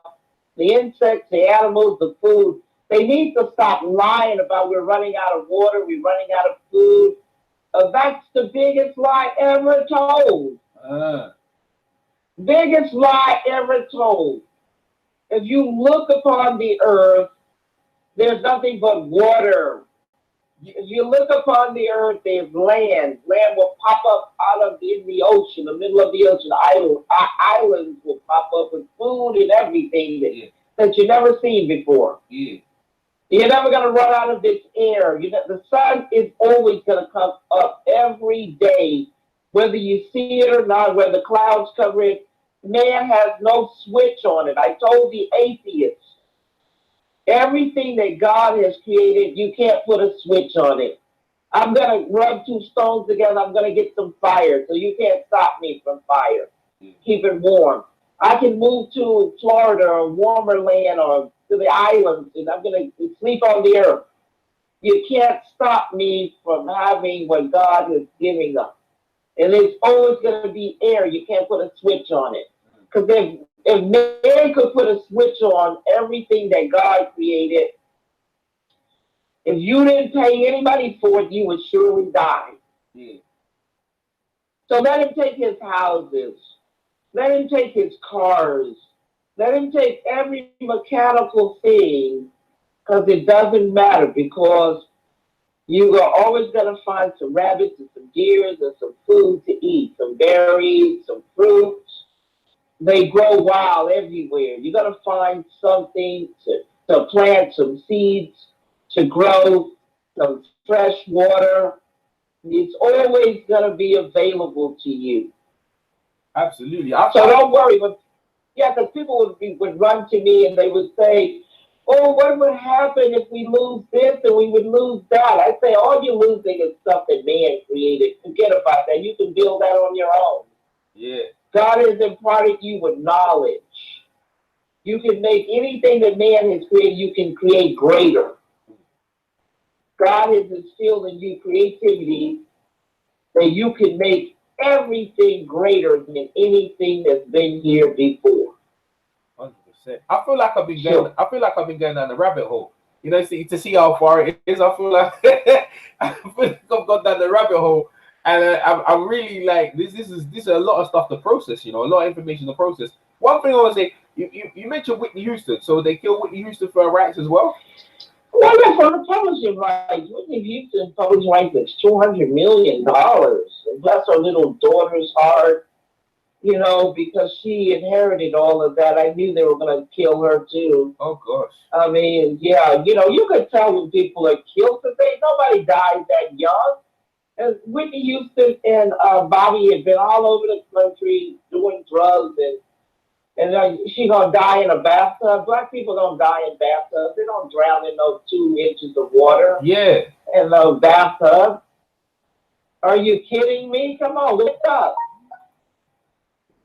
Wake up. Yeah. If you believe Whitney died in a bathtub, then you believe in Santa Claus. Wow. Did you hear what I said? Yeah. If you believe Whitney died in a bathtub, then you believe in Santa Claus. Yeah. I don't believe in Santa. Well, well, you know what? Hey, listen. And I don't believe in Santa Claus either. Yeah. And I know that Whitney and Prince and Michael and Tupac and Biggie were all killed. Come on. Wow. Nobody died that young. One behind the other. Yeah, but that's true. Yeah.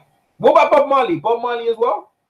Yeah, a white man confessed that he was an agent. Yeah. I think he was CIA. I thought that was he admitted that he put in a pen with some cancer on it, you know, with some bacteria, cancer stuff. And Bob stuck his feet in the shoe. He gave Bob those gifts, shoes, tennis sneakers, and Bob got stuck with that and got cancer and died. And the white man, he was dying, and he confessed on his deathbed.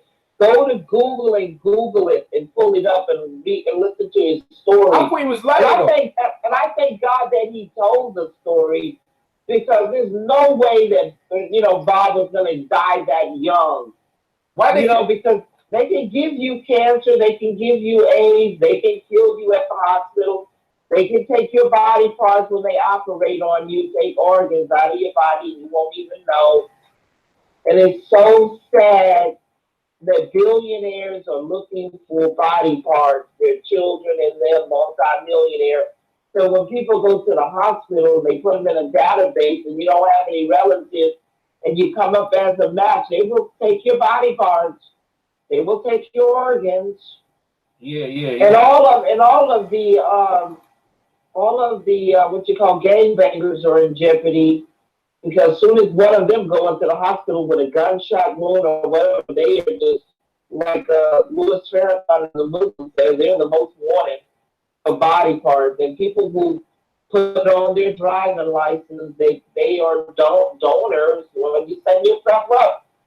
Because when you go to the hospital, the first thing they're gonna run, the first thing they ask for is your blood, so they can put it through the database and see who's looking to pay 10 or 20 million or whatever for an art for certain lungs and kidney hearts.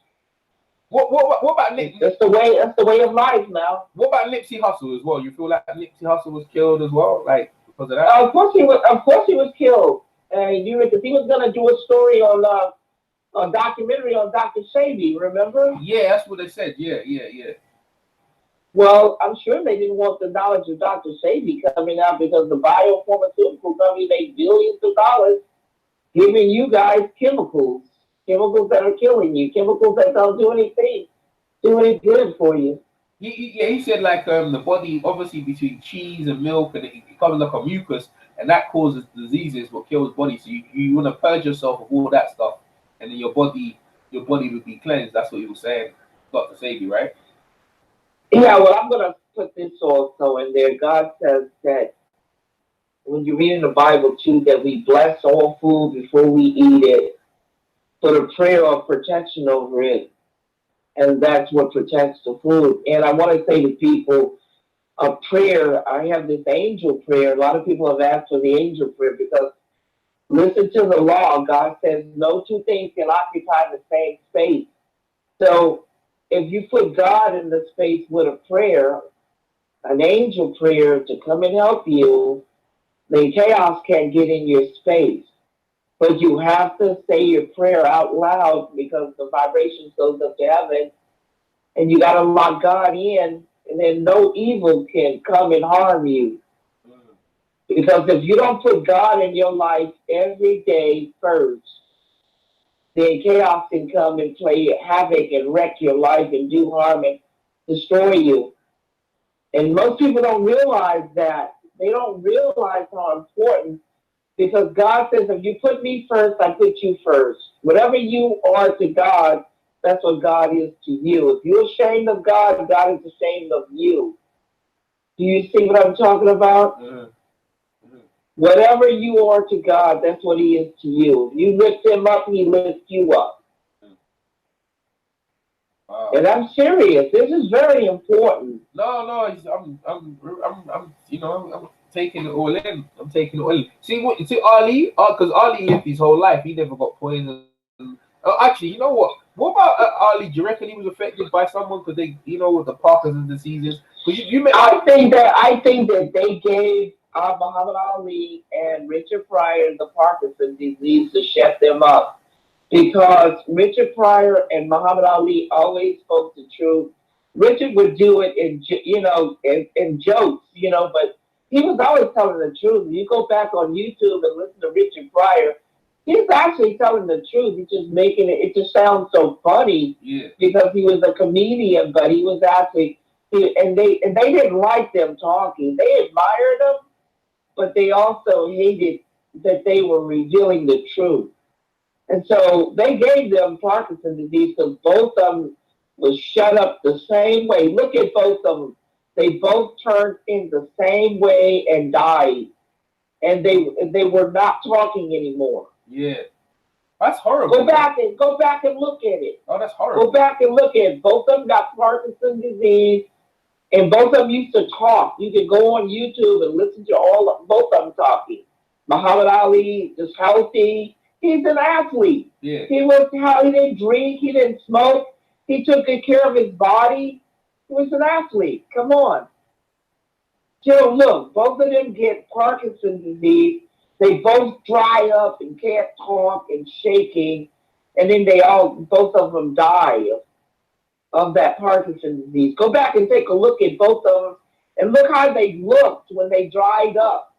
They both look the same. Yeah, horrible, man. So what kind of people could do that, man? What kind of wicked people what they got Parkinson's? How do they they inject part? Well, you can give someone part like the actor from Back to the Future. They were giving people cancer. Huh? They didn't have cancer. They were treating people with chemo that didn't even have any cancer, killing them with chemo. The biopharmaceutical companies, they're doing it and paying the doctors millions of dollars. Because one doctor told me she couldn't do it. She just gave up her license because she was sworn under an oath to help and heal people. So she couldn't take that blood money. Those doctors who take all that blood money, millions of dollars to kill people, kill their patients, to throw off biopharmaceutical chemicals on people that's going to kill them or hurt them, that's blood money you're taking. That money brings evil with it. No good is going to come from blood money. All the lawyers, all the judges, all the law enforcement, all the people, politicians, everyone that's taking that blood money to do harm and wreck and kill other people, that's blood money. That's cursed money. And all cursed money is going to bring with it is evil. Yeah. It's not going to bring any good. That's why a grandmother would say, or the mother, when her kid was selling drugs, her son, he would bring her thousands of dollars. They say, no, we don't want that money. We don't want that blood money, because you know what? When they took that blood money and those people come looking for their sons or daughters or whoever, they would shoot up the house and kill their other kids or grandkids. Yeah. Or their blood money. Blood money, evil money brings evil with it. You have to do good in order to receive good. You get what you give. You know what I'm saying? You want to always keep corruption out of your mouth. You want to always not think about evil. You want to do good and speak good and heal and help. You get what you give in this world. It ain't got nothing to do with God doing something evil to you. It ain't got nothing to do about man doing something evil to you. It has everything to do about your act and what you're doing to others. Yeah. Wow. So people, you got kids born in indigo. Some kids are born in indigo year. So yeah, people are born there. You see these kids, they graduate from college. They don't do high school. Like I didn't do any high school. I took the New York Regents, went into college, got the degree. I could have got my master's the same time with the bachelor. They told me if I wanted to. You see what I'm saying? So there are kids that are going to college at 7 years old, some 14. These are gifted kids that come here to invent things, to create things. They might create new medicines. They may create new inventions to help and heal, to elevate. You can use your gift for good, or you can use your gift for evil. Yeah. That's where free will come in. I'm using my gift for good. They cannot touch me, and don't worry about me. I was going to say, I was actually worried about. Well, I'm giving you the answer because I read your mind. I'm giving you the answer. They can't touch me because I put God first. I pray every day my angel prayer, and I lock God in my life. And do you think I worry about them? No, because all I do is see God and good. And all I do is to do good unto others and to try to edify and minister good unto people, trying to help them, heal them, give them the prayer, teach them about God. Put this metaphysical word out of God to help and heal the world, to continue God's message, to continue God's work, to let people know that God is living and he's real. Because they've told so many lies, They've turned people away from God. And a lot of black people who used to worship God, who used to love God, now no longer believe in God. Yeah. Yeah. Because God is good. God is true. So how can you not believe in good? And how can you not believe in truth? They got people lying on here and got people scared to tell the truth. And will bring harm to people if they don't tell the truth. The same thing that they did back in the Roman days. Same thing that they did back in Sodom and Gomorrah, Yeah. Pompeii. You see what I'm talking about? Babylon. Yeah.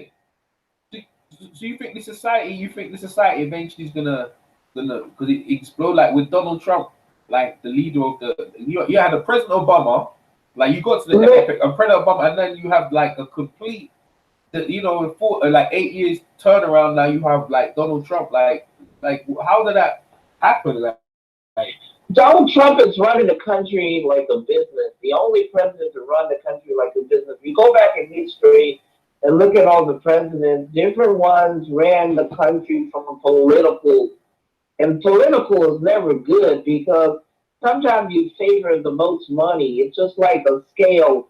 If you look at that scale, the justice woman, she's blind and she has the scale. And all she cares about is the weight of the money. That's who she's in favor of, who's got the money. Well, that's the way I think when it's ran politically, any country, they're weighing the money out. And what happens is because of money. But Donald Trump is running the country like a business, which is sort of politically more business. hmm, And I think that it did really good for the country being ran as a business.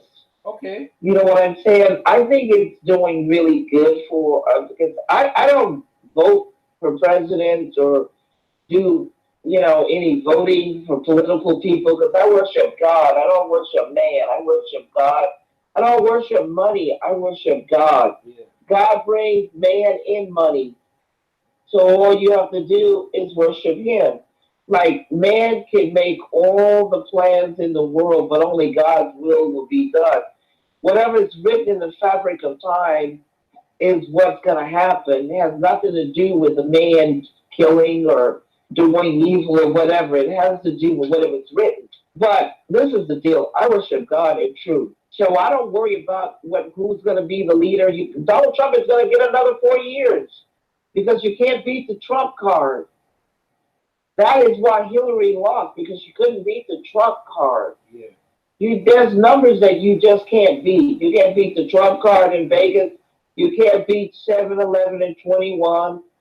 Can't beat it in Vegas. That's gambling. It's numbers. The odds. Yeah. There are numbers that will not be changed, will not be altered. Do you see? No matter what, when you start to lose, when you're gambling in Vegas, when you start to lose, you're not going to win. No matter if you cheat, Mm-hmm. no matter if you steal, no matter if you whatever you're doing. Once you start to lose, that's it. You lost. Yeah.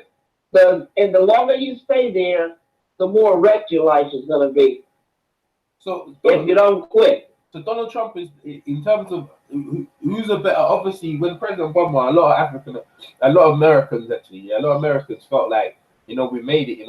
President Obama's in thing. Donald Trump's coming and just like he's came in and brought, like you said, the country's money. Would you say the country's running better? Like the difference between the two, like the inspiring Obama, and then you have Donald Trump, like making people see reality. Yeah, because if you go ahead and you look at Trump is running the country like a business, but Obama did not run the country that way. He ran it the same way all of the presidents before him. If you look at, they ran it politically. Always about politics for them. And politics is nothing but polite lies. That's all it is, the polite lie. Politicians, they give you the polite lie because they promise you the world, but then when they get in office, they're nothing but puppets. They're owned by their office that they get in. Now, anybody can make all kind of promises until they get in those offices, and then they find out they have no free will. You're owned by the office that you're in. Wow. I mean, you guys know that you have a boss. Yeah, Anybody that work has a boss. yeah, Before when you're out there on your own and you're freelancing and you're working independently, well, you're owned by yourself. You can make any kind of promise.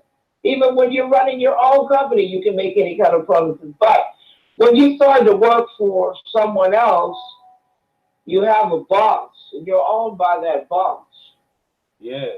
So they're just figureheads, really. Someone else is the one telling them what to do. Okay, all right, I didn't see it that way. Yeah, well, that's right. But that's why I said politics is polite lies. Because what they're doing is politicking. They're giving you a polite lie, but they why do you have to write to your congressman when something is done wrong to you? Yeah, yeah, yeah, Why do you have to write to your constituents if something is not right? I mean, the law is supposed to be obeyed. yeah. You writing to your congressman or writing to your senator or writing to your representative is not going to get you anywhere. That's the biggest lie ever told. Let me ask a question. See the RoboCop. Did you have anything to do with the RoboCop? RoboCop is, I told you, where people are copying the premises from H.G. Wells' old metal clankety clank. If you go back to 1940 something, 39 to 40s, and H.G. Wells, Google him. H.G. Wells was born during the time of the iron industry, so he saw a robot, artificial intelligence as a robot, a metal robot. Yeah, And if you go to 1861 and you look at Mary Shelley's work, Frankenstein, yeah, she saw a machine as a clone where you sew body parts together, where they're stealing organs, and they got the electrical rods in his neck, and Dr. Frankenstein takes them and catches the electricity to emanate his body. yeah. Frankenstein, and Frankenstein is androgynous. He doesn't have a penis, and so there's no love. So what does he do? He kills men, women, and children. Yeah. Even the Frankenstein woman that Dr. Frankenstein created for him didn't rejected him. So he is what Mary Shelley saw as a machine, androgynous. You see what I'm talking about? Yeah, yeah, Go yeah. back and look at the Dr. Frankenstein movies, and you will see what I'm talking about. Body parts, stealing organs. You remember the grave diggers would bring the bodies Yeah, to yeah, Dr. Frankenstein? yeah. Soon as somebody freshly died, because back in 1861 there was no embalmment. They didn't embalm anybody. They didn't put any chemicals in their bodies like they do now. So the bodies was fresh, and so the doctor would take the organ. It was organ transplant. Yeah. And he would take different parts of the body, and he created Frankenstein. And he put the electrical rods in his neck. They call lightning rods. Yeah. So when you see those in his neck, those are lightning rods that catch the electricity. This is what Ben Franklin was talking about when he had the key on the kite and he was catching electricity, and man learned to harness electricity, and how Tesla was harnessing the wireless light bulbs, the wireless. Yeah. This is what that's what's all about, you guys. Wow, man. And this is teaching you about chemistry, and teaching you about math, how it all works and everything. It's very fascinating. Yeah. And how it ties into spirituality. Yeah, yeah, yeah. How math ties into spirituality. Wow. So It's metaphysics. yeah, yeah. See, like Marcus Garvey, right? So Marcus Garvey was he had the Negro Improvement Association, yeah, and J. Edgar Hoover kind of destroyed that. Do you think he was indigo children like Marcus Garvey? Because he influenced Kwame Nkrumah when he changed obviously Ghana from the Gold Coast into Ghana with the Black Star Liner from Marcus Garvey. You think he was inspiring as well? He was an indigo kid. Marcus Garvey. Well, I think that Marcus Garvey, I know little about him, but I do know this about him. He was a leader. He was a man ahead of his time. That I can speak about. Yeah. He was somebody innovative, ahead of his time, and he had great power and influence. And if you look back in history, all great men, when they They were known for good or they were known for evil. They stood out because they had something above others. Do you see what I'm saying? Yeah. And in order to influence as many men, and they're still talking about him, he was an innovator, a leader, someone that stood out, somebody who was before his time, ahead of time. I Yeah. could say those things. Do you understand? But those are great things. Mhm. Yeah. Bob Marley, Marcus Garvey, there's so many inspirers. As it goes, like the Oracle, like I feel like I am talking to the Oracle now. I've actually like it's actually gone through. And you're right. In terms of how I addressed you earlier on, it really I should really understand the concept of someone when someone steals from you, they don't have the idea of these sort of things. You're absolutely right about that. About when someone steals you, how do you go about it? But you've gonna buy it in the right way. And so the next course of action for you is continue creating and making sure that these things doesn't happen to other people, right? The next thing is what to ask that question again. The next thing to do is for me to do is what? It's continue creating and continue obviously with the laws that making sure that obviously you've won a lot of court cases to make sure that these writers and yourself like other people who create content don't get things stolen for you in the future, right? Well, my job is to continue the creativity, to continue to write, to unplug Yeah.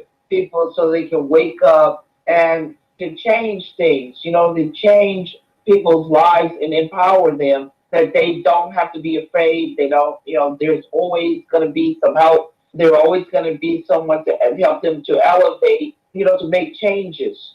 My work is to change people's lives and to change the world, to elevate the conscience of the people so they can help change the world.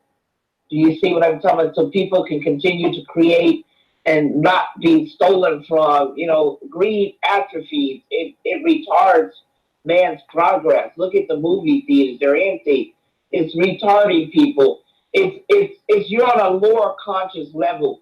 Like think of yourself on an animal level because an animal has no consciousness of right or wrong. He only deals in instinct. He needs to survive. He eats to survive. He's your pet. The python is your pet, but your pet, you haven't fed him in a week and he's hungry, he's going to eat your baby. Yeah. He's not thinking about, well, this is wrong and this is right. He's hungry. Yeah. So he's an animal. He's an animal conscious level. You see what I'm talking about? Man is elevated higher than that. He's elevated because he knows right from wrong, but he chooses to either be good or evil. You see, but when you choose to steal and to kill and to lie, kill, and steal, you're on an animal level because you don't have to do these things. You're greater than the animals. You're greater than the insects. You're greater than the angels who had to be locked into, authority. You're greater than the sun. You're greater than the air, the water, the elements, the fire. You're greater than all of these things that are locked in the cycle of obedience. You have free will. You have creativity. You don't have to lie, kill, or steal. You know what I'm saying? Yeah. But when you do lie, kill, and steal, you put yourself on the lowest vibration. The lowest vibration is that of an animal. Wow. Wow. That's what you are, an animal.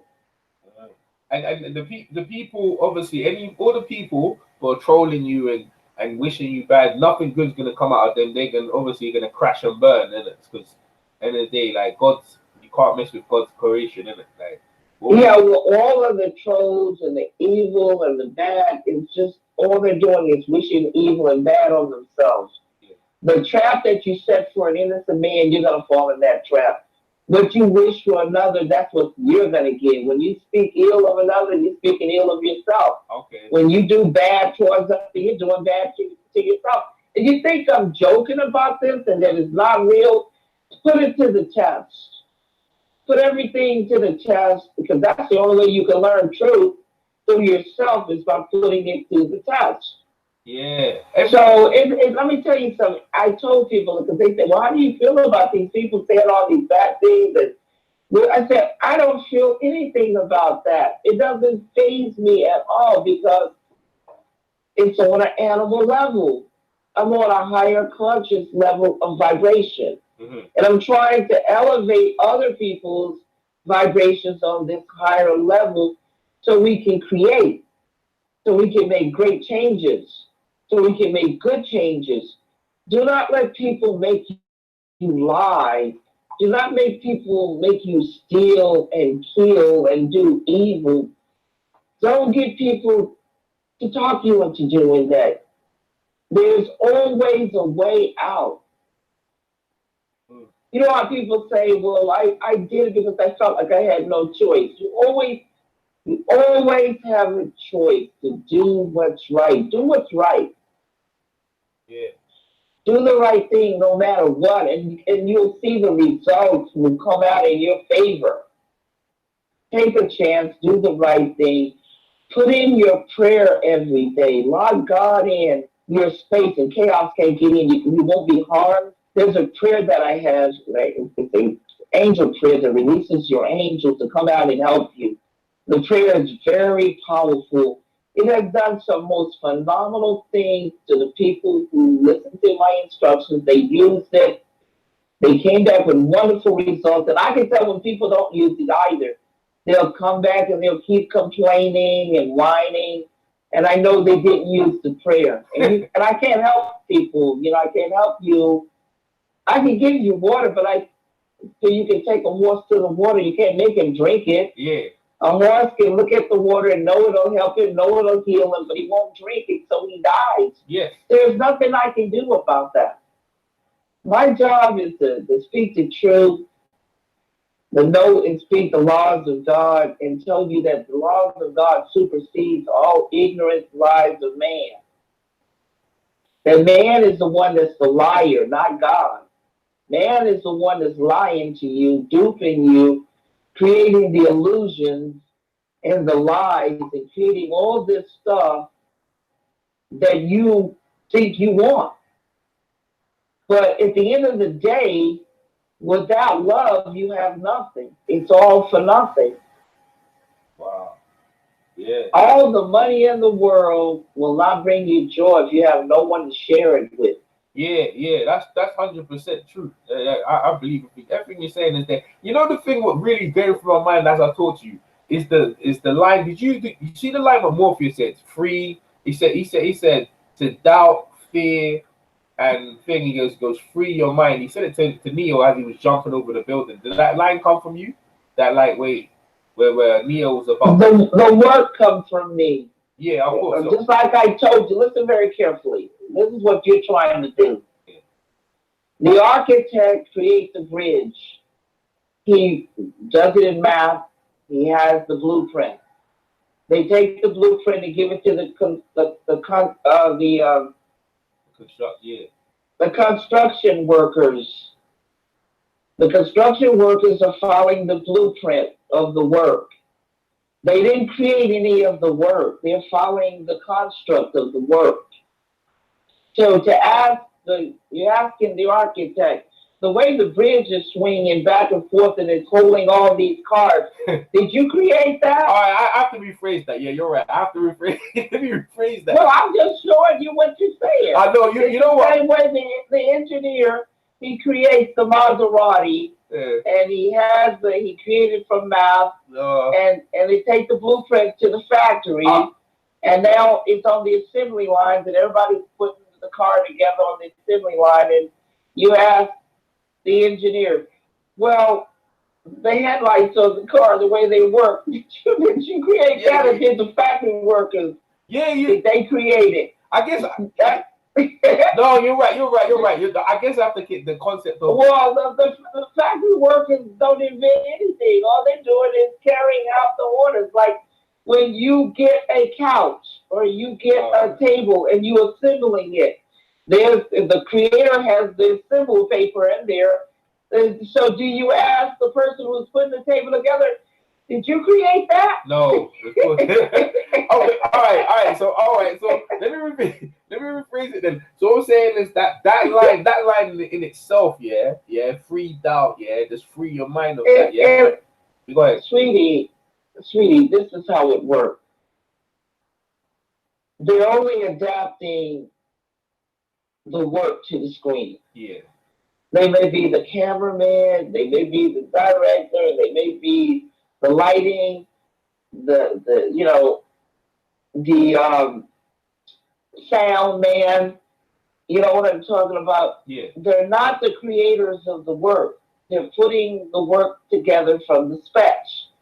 The specs is the script in the book. Yeah. If you don't have a script adapted from the book, the script is camera directions for the director and the camera people and the people who's going to work. Yeah. They work from the shooting script. Yeah. If you don't have a shooting script, nothing is created.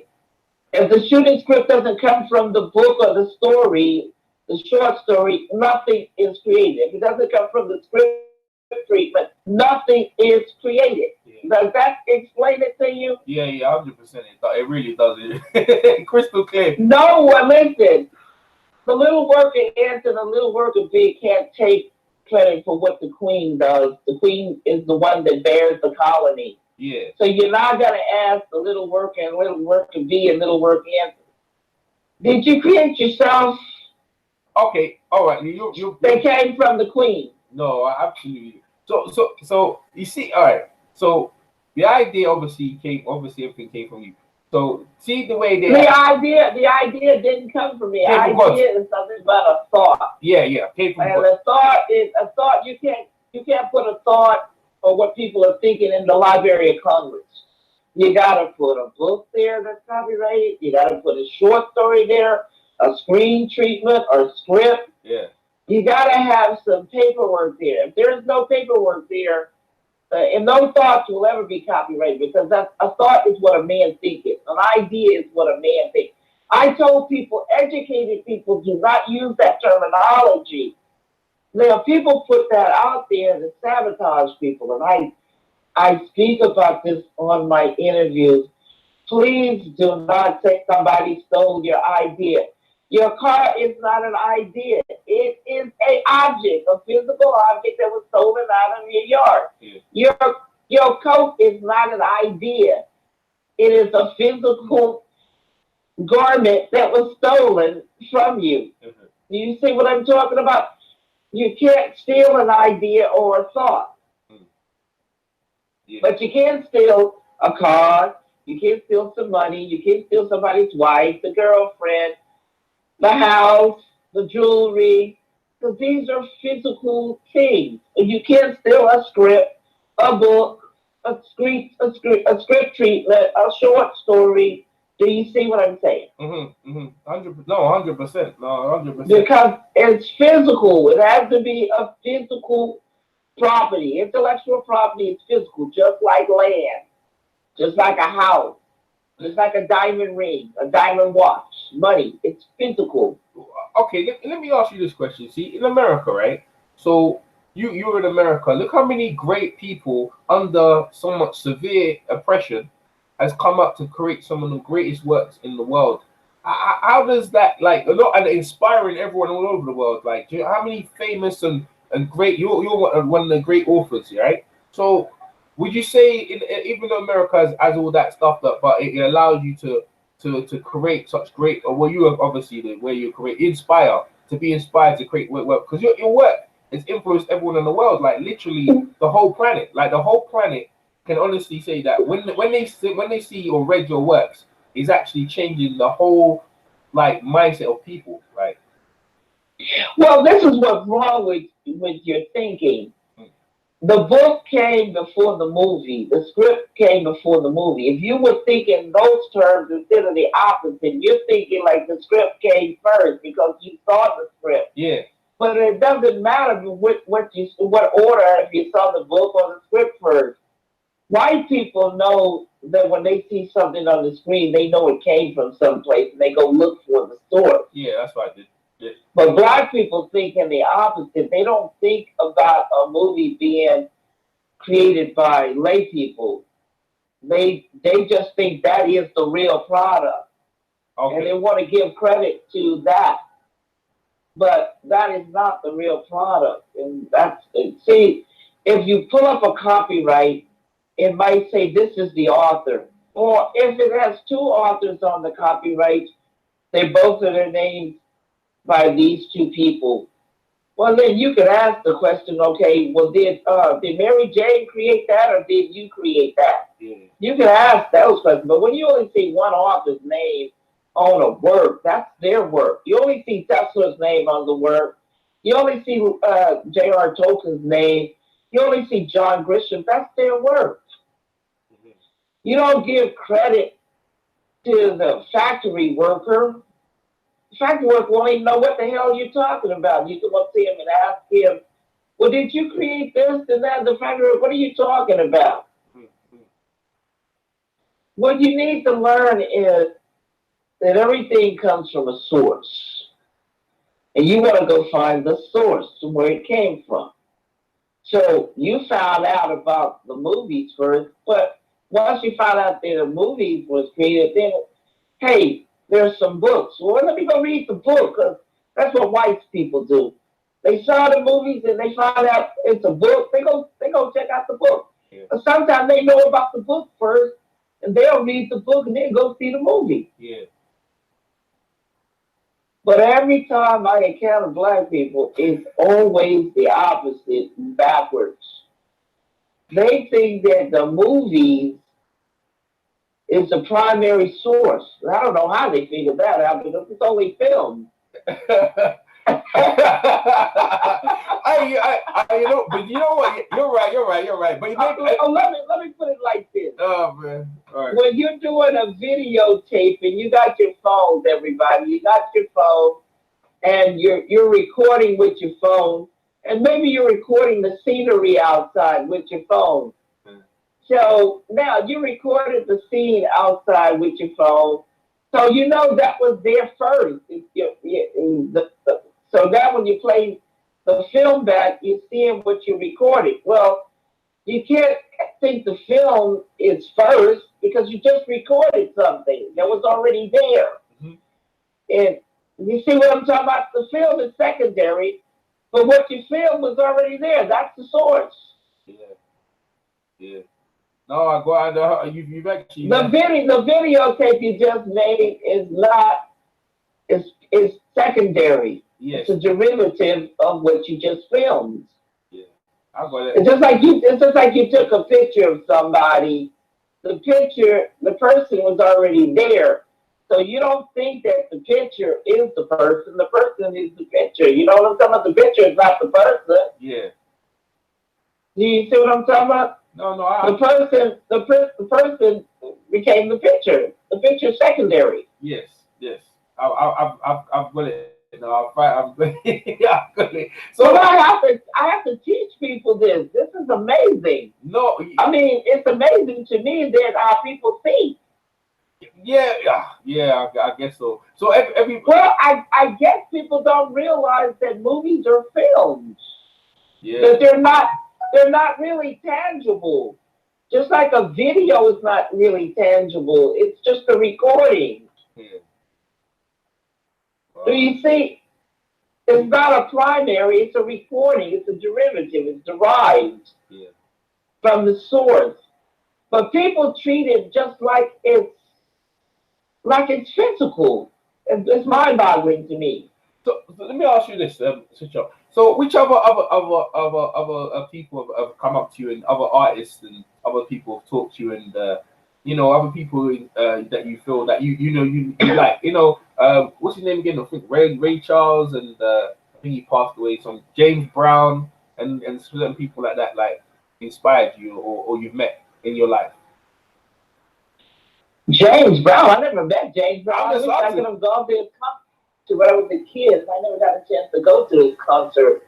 So, and Ray Charles, I never met any Ray Charles either. I never even saw Ray Charles. Okay. They're from another generation. They're older people than me. Yeah. Okay. So I would have never met them. Now I met Common. and I met Lawrence Fishburne that plays Morpheus, and Oh yeah, yeah. Okay. Floyd Mayweather is a friend of mine, Oh yeah. and Michael Jackson, I met him in France, Oh. and you know, so I can tell you people, and Lionel Richie's older than me, but he was his daughter Sophia is named after me. He's a friend of mine. And the Jacksons are friends, and the Bodges and Silvers, you know, stuff like that. Yeah. Because you're talking from a like I don't know. And Muhammad Ali is way older than me, but let's talk about. I got to meet him, and I was engaged to marry him. What? Oh. Go back. Okay. There's two things. First off, let's Lawrence Fishburne. Yeah. So Lawrence Fishburne. Like, what happened? How did you meet, and what conversation did you have with Lawrence Fishburne? Well, you can go to my website, truthaboutmatrix.com or matrixterminator.com, and go into the picture gallery, and you'll see me with a lot of their David Banner, a lot of different Diddy. What happened was I did my first red carpet in 2006. It was during the summer of 2006 here in Vegas. And I did my first red carpet with Lawrence Fishburne, Sylvester Stallone, and the late Dennis Hopper, and some other people. And so Lawrence found out I was there, and all the media, they finally found out who wrote The Matrix and Terminator, and they went crazy. I was announced by my friend Chris Williams. He announced me the same way that Ray Charles, this man, used to announce him when he would come out before the public. And so my friend Chris Williams did that. That was my first red carpet. And of course, the photographers and people took pictures of me and Lawrence. And Lawrence was very happy to meet me, but he had already heard about me. I did my, the BET was in March of 2005. Mine was March 19th, and Lawrence came the day before me, March the 18th. The producer of BET says, wow, you got a bigger entourage than Lawrence Fishburne. I had like maybe 30 deep, like Snoop Dogg following me. And while I was doing media in New York City, and I was doing, this was 2005, and I was there for a week or so. And I did Hot 97 with Mrs. Jones. I did it twice, of course. And I did Vibe and Source and Black Enterprise. I did MTV and BET. BET sent a car for me. Do you see what I'm saying? And so I did WBLS with Paul Mooney and Ellen. And Paul Mooney was saying, oh my God, Lawrence is talking about Sophia Stewart, and Lawrence was talking about me. And I'm from New York City. And so Lawrence told them that I wrote The Matrix. And Paul went crazy because his twin boys loved The Matrix, as they were big fans of The Matrix. So Paul told the people in New Sophia's from New York, you guys, come on, give me her phone number, call in and give me Sophia Stewart's number. She's from New York City. And of course they did. They called in and gave Paul my number. And Paul and Ellen called me and asked me to do an interview. And I did two with them with WBLS because Lawrence told them I wrote The Matrix. And when Lawrence saw me at that red carpet event he was getting an award, and he wanted me to come in. He was flirting with me in that picture. Pull it up, look at the picture gallery.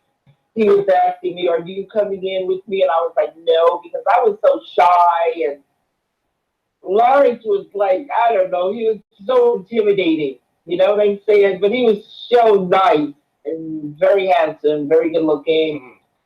And I was just very shy. Look at the picture. And I met a lot of people, you know, a lot of celebrities, lots of people, Jamie Foxx, just tons of people. Because, you know, Jamie Foxx, Matrix was his favorite movie. Yeah.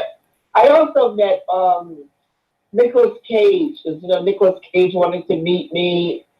He's a big Matrix fan also, so I met him. So I met a lot of white celebrities, big directors, producers. Phil Tan, one of the action directors for the Matrix, all three Matrix. He's Asian.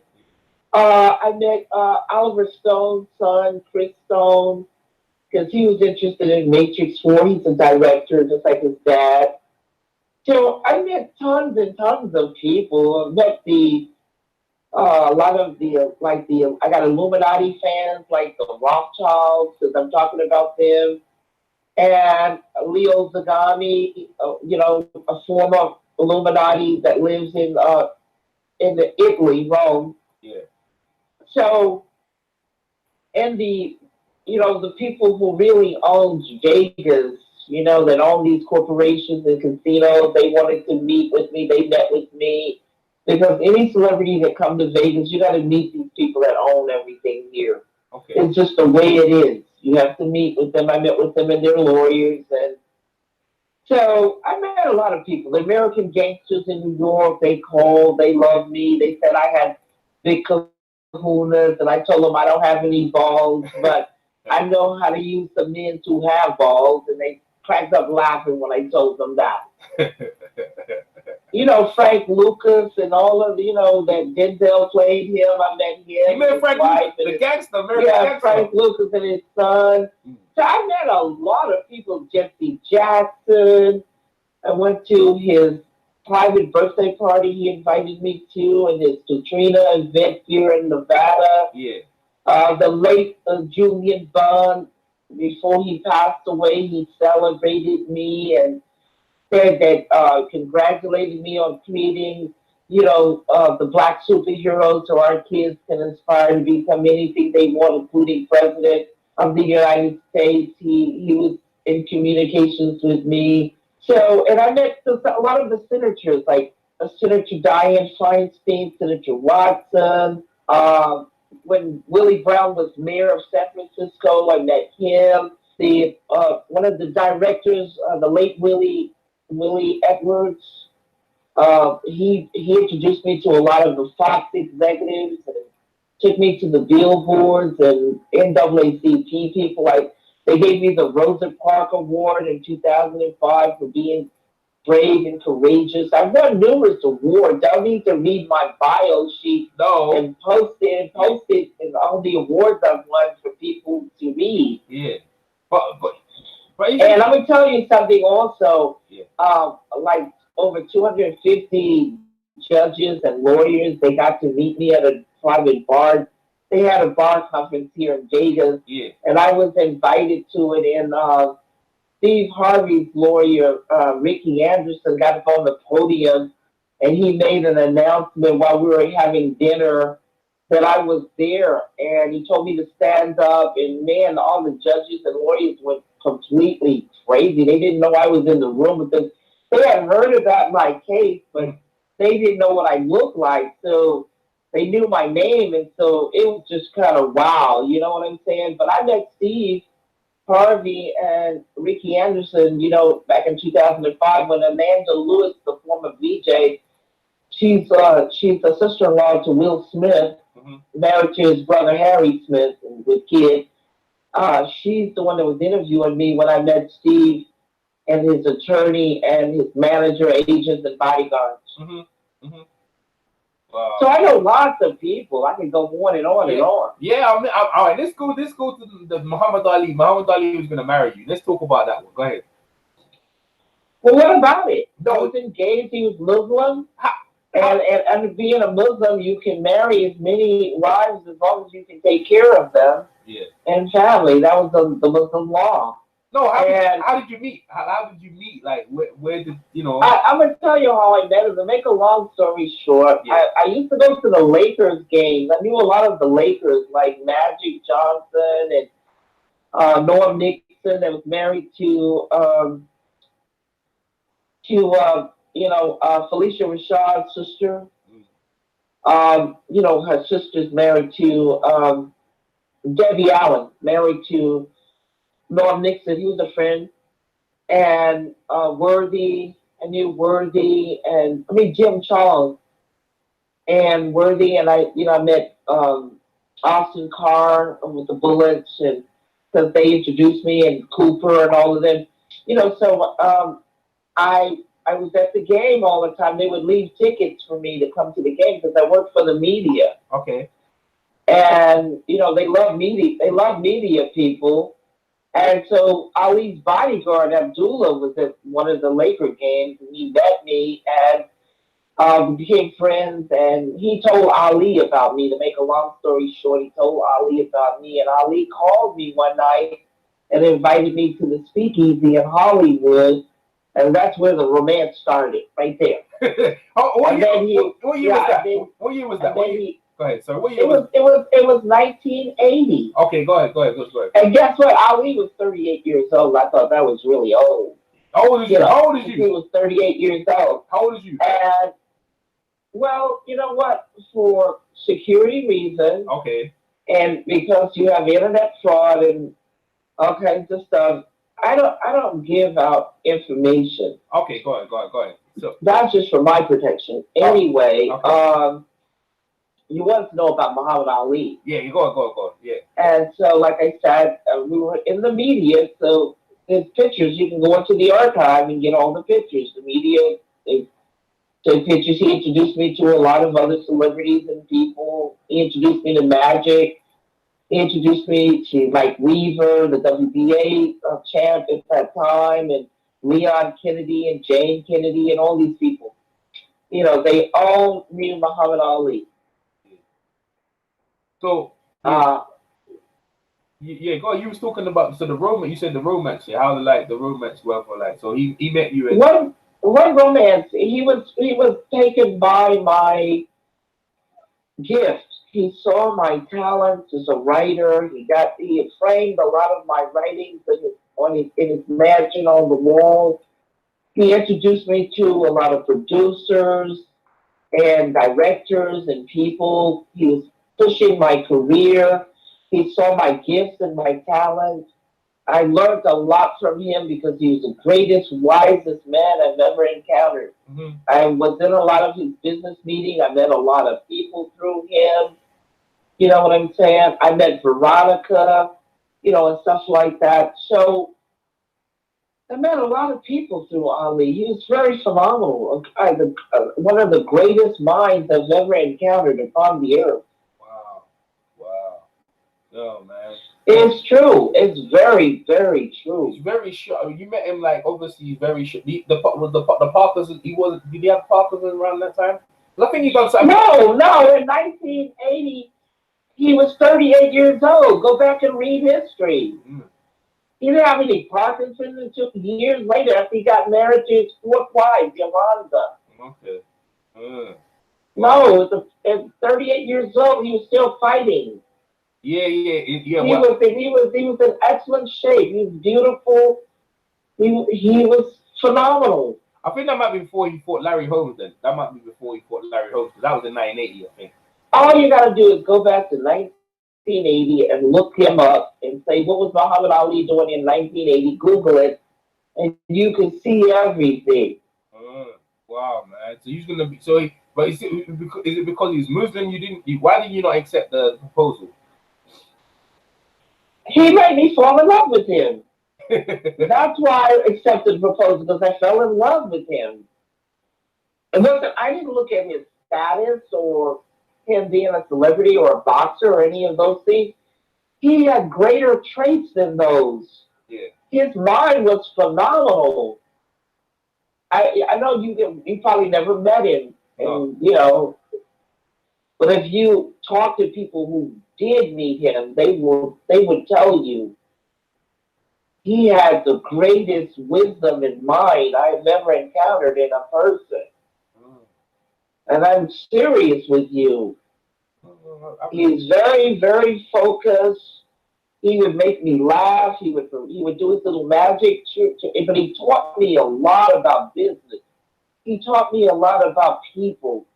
He taught me a lot about, I met Don King later on. I met through Joe Jackson when they did the Victory Tour.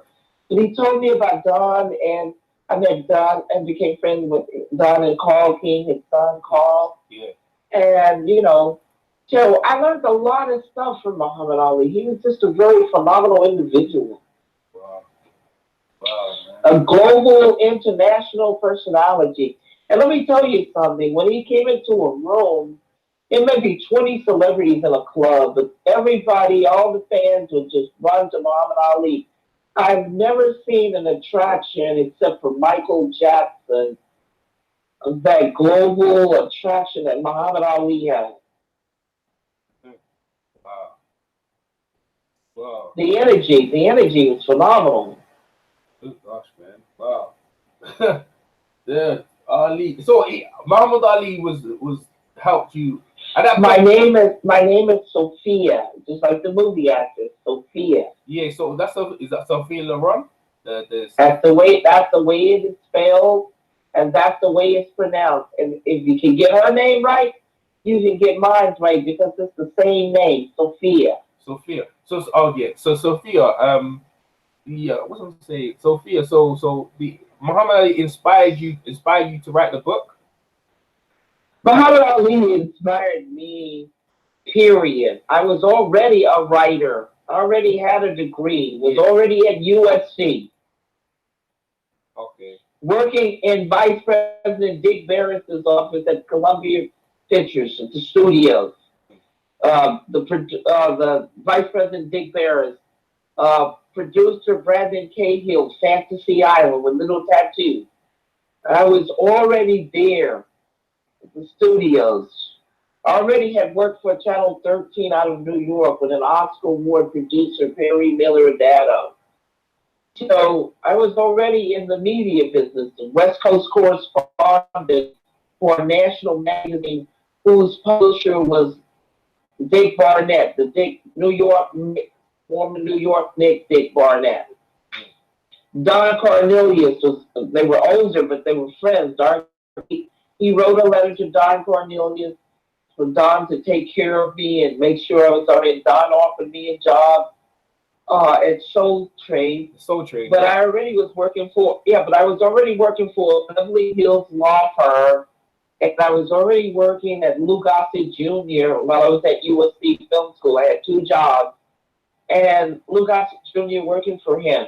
Yeah, Lucas Jr. Wow. Yeah, he's another one, man. Wow. Yeah, and I used to work for the late Shelley Winters also. She was a friend of mine. She was a very phenomenal lady, too. I learned a lot from her. The late Shelley Winters, man. She was very phenomenal. Oh man, so many great people and so many wisdom. Well, so what question would you say that most people don't ask you that you feel that you should be asked? What now? What What you question? say? What question do you feel that you haven't been asked that you feel that most people should ask you? Let me see. What I've done over 4,000 media interviews. I've been interviewing nonstop since ABC first broke my story October the 17th, 2003. Yeah. And and I've done magazines, Rolling Stone, Wall Street Journal in 2009, Time Magazine, LA Times, Live Source, Black Enterprise, Don Diva, Uptown, and I can go on and on and on. And most people ask me the same questions. You can go on YouTube and you'll probably find a lot of my interviews. But I find that most people ask the same questions. Now, what questions they have never asked me? Yeah. They've never asked me what is my favorite character that I created. All right, there you go. All right, there you go. Yeah. Cause go. Who's your favorite character? Which? Yeah, go ahead. All of them are. No. And listen, that's the absolute truth. Oh, that's true. All of them are. You know why? Because when I created them, I gave loving care and thought to each and every one. And I was creating them all at the same time. Yeah. Wow, man. I mean, the characters like come to life, and to me, it's obviously it's so much to take in. I mean, it's so. Yeah, well, what do you think that famous line, "I'll be back, we'll be back," that comes from me. That made that guy the governor of California, man. Yeah, he owes me money. Every time he said "I'll be back," he owes me money for Wow. that. It's a licensing deal Is it? And, Oh, and that's why he stopped saying it after a while because he knows he owes it. Anytime anybody says that, it's copyrighted. It is they have to copyrighted pay you. dialogue. They have to pay When you. you read, the Third Eye Matrix and Terminator book, you will see it in there. It is copyrighted dialogue. Wow, that's just amazing. That's it. Amazing. So every time someone says that they have to pay you, That's right. wow, that come like the record companies, like the record companies. The record companies when people, what's it called, residual money or with some when they say something, they have to keep paying you. The checks keep coming, right? That's right. That's right. They owe me residual money on it, and every time Schwarzenegger used it when he was running for governor, he owed me money, and that's why he stopped doing it. Do you notice at some point he stopped? Go back and look at his campaign, you'll see he stopped using it because they told his lawyer. Yeah. The lawyers told him to stop. Wow. It's also a RICO issue. Yeah. See, do you feel like will this always be as it will be resolved like anytime soon, like be resolved and the vindication of and for everyone who needs to know that I mean I'm part of it, like getting the word out obviously so that people know. But do you feel like you'd be vindicated at one point? I mean, you are vindicated in lots of respect, but you know. Sweetie, I own the Matrix and Terminator movie franchise. That's just like you own Apple, just like you own Microsoft. What is wrong with you? The franchises are worth billions of dollars. Yeah, Money is nothing, it comes and it goes. But when you own a franchise, you own Nike, that's worth billions of dollars, it never goes. So what are you talking about vindication? no, I'm talking about folks. You might look, you might steal my purse, but you can't steal the ownership. You can't steal me. I'm the creativity. I'm the creator. Yeah, You just stole my purse. You didn't steal me. no, but I'm talking about for. Well, you asked how did I feel about. You just asked me how did I feel about the. Do I feel vindicated? If I own the franchises and you only stole the money, my profits, you stole my purse. Well, do I feel vindicated? Yeah, Well, to get to get recognition. I'm sorry. I'm cracking up laughing. No. What? Okay, the recognition you do deserve. That's what I'm talking about. That's what I mean. Recognition. Yeah, like you. I, Yeah. listen, you don't see me on the red carpet half naked.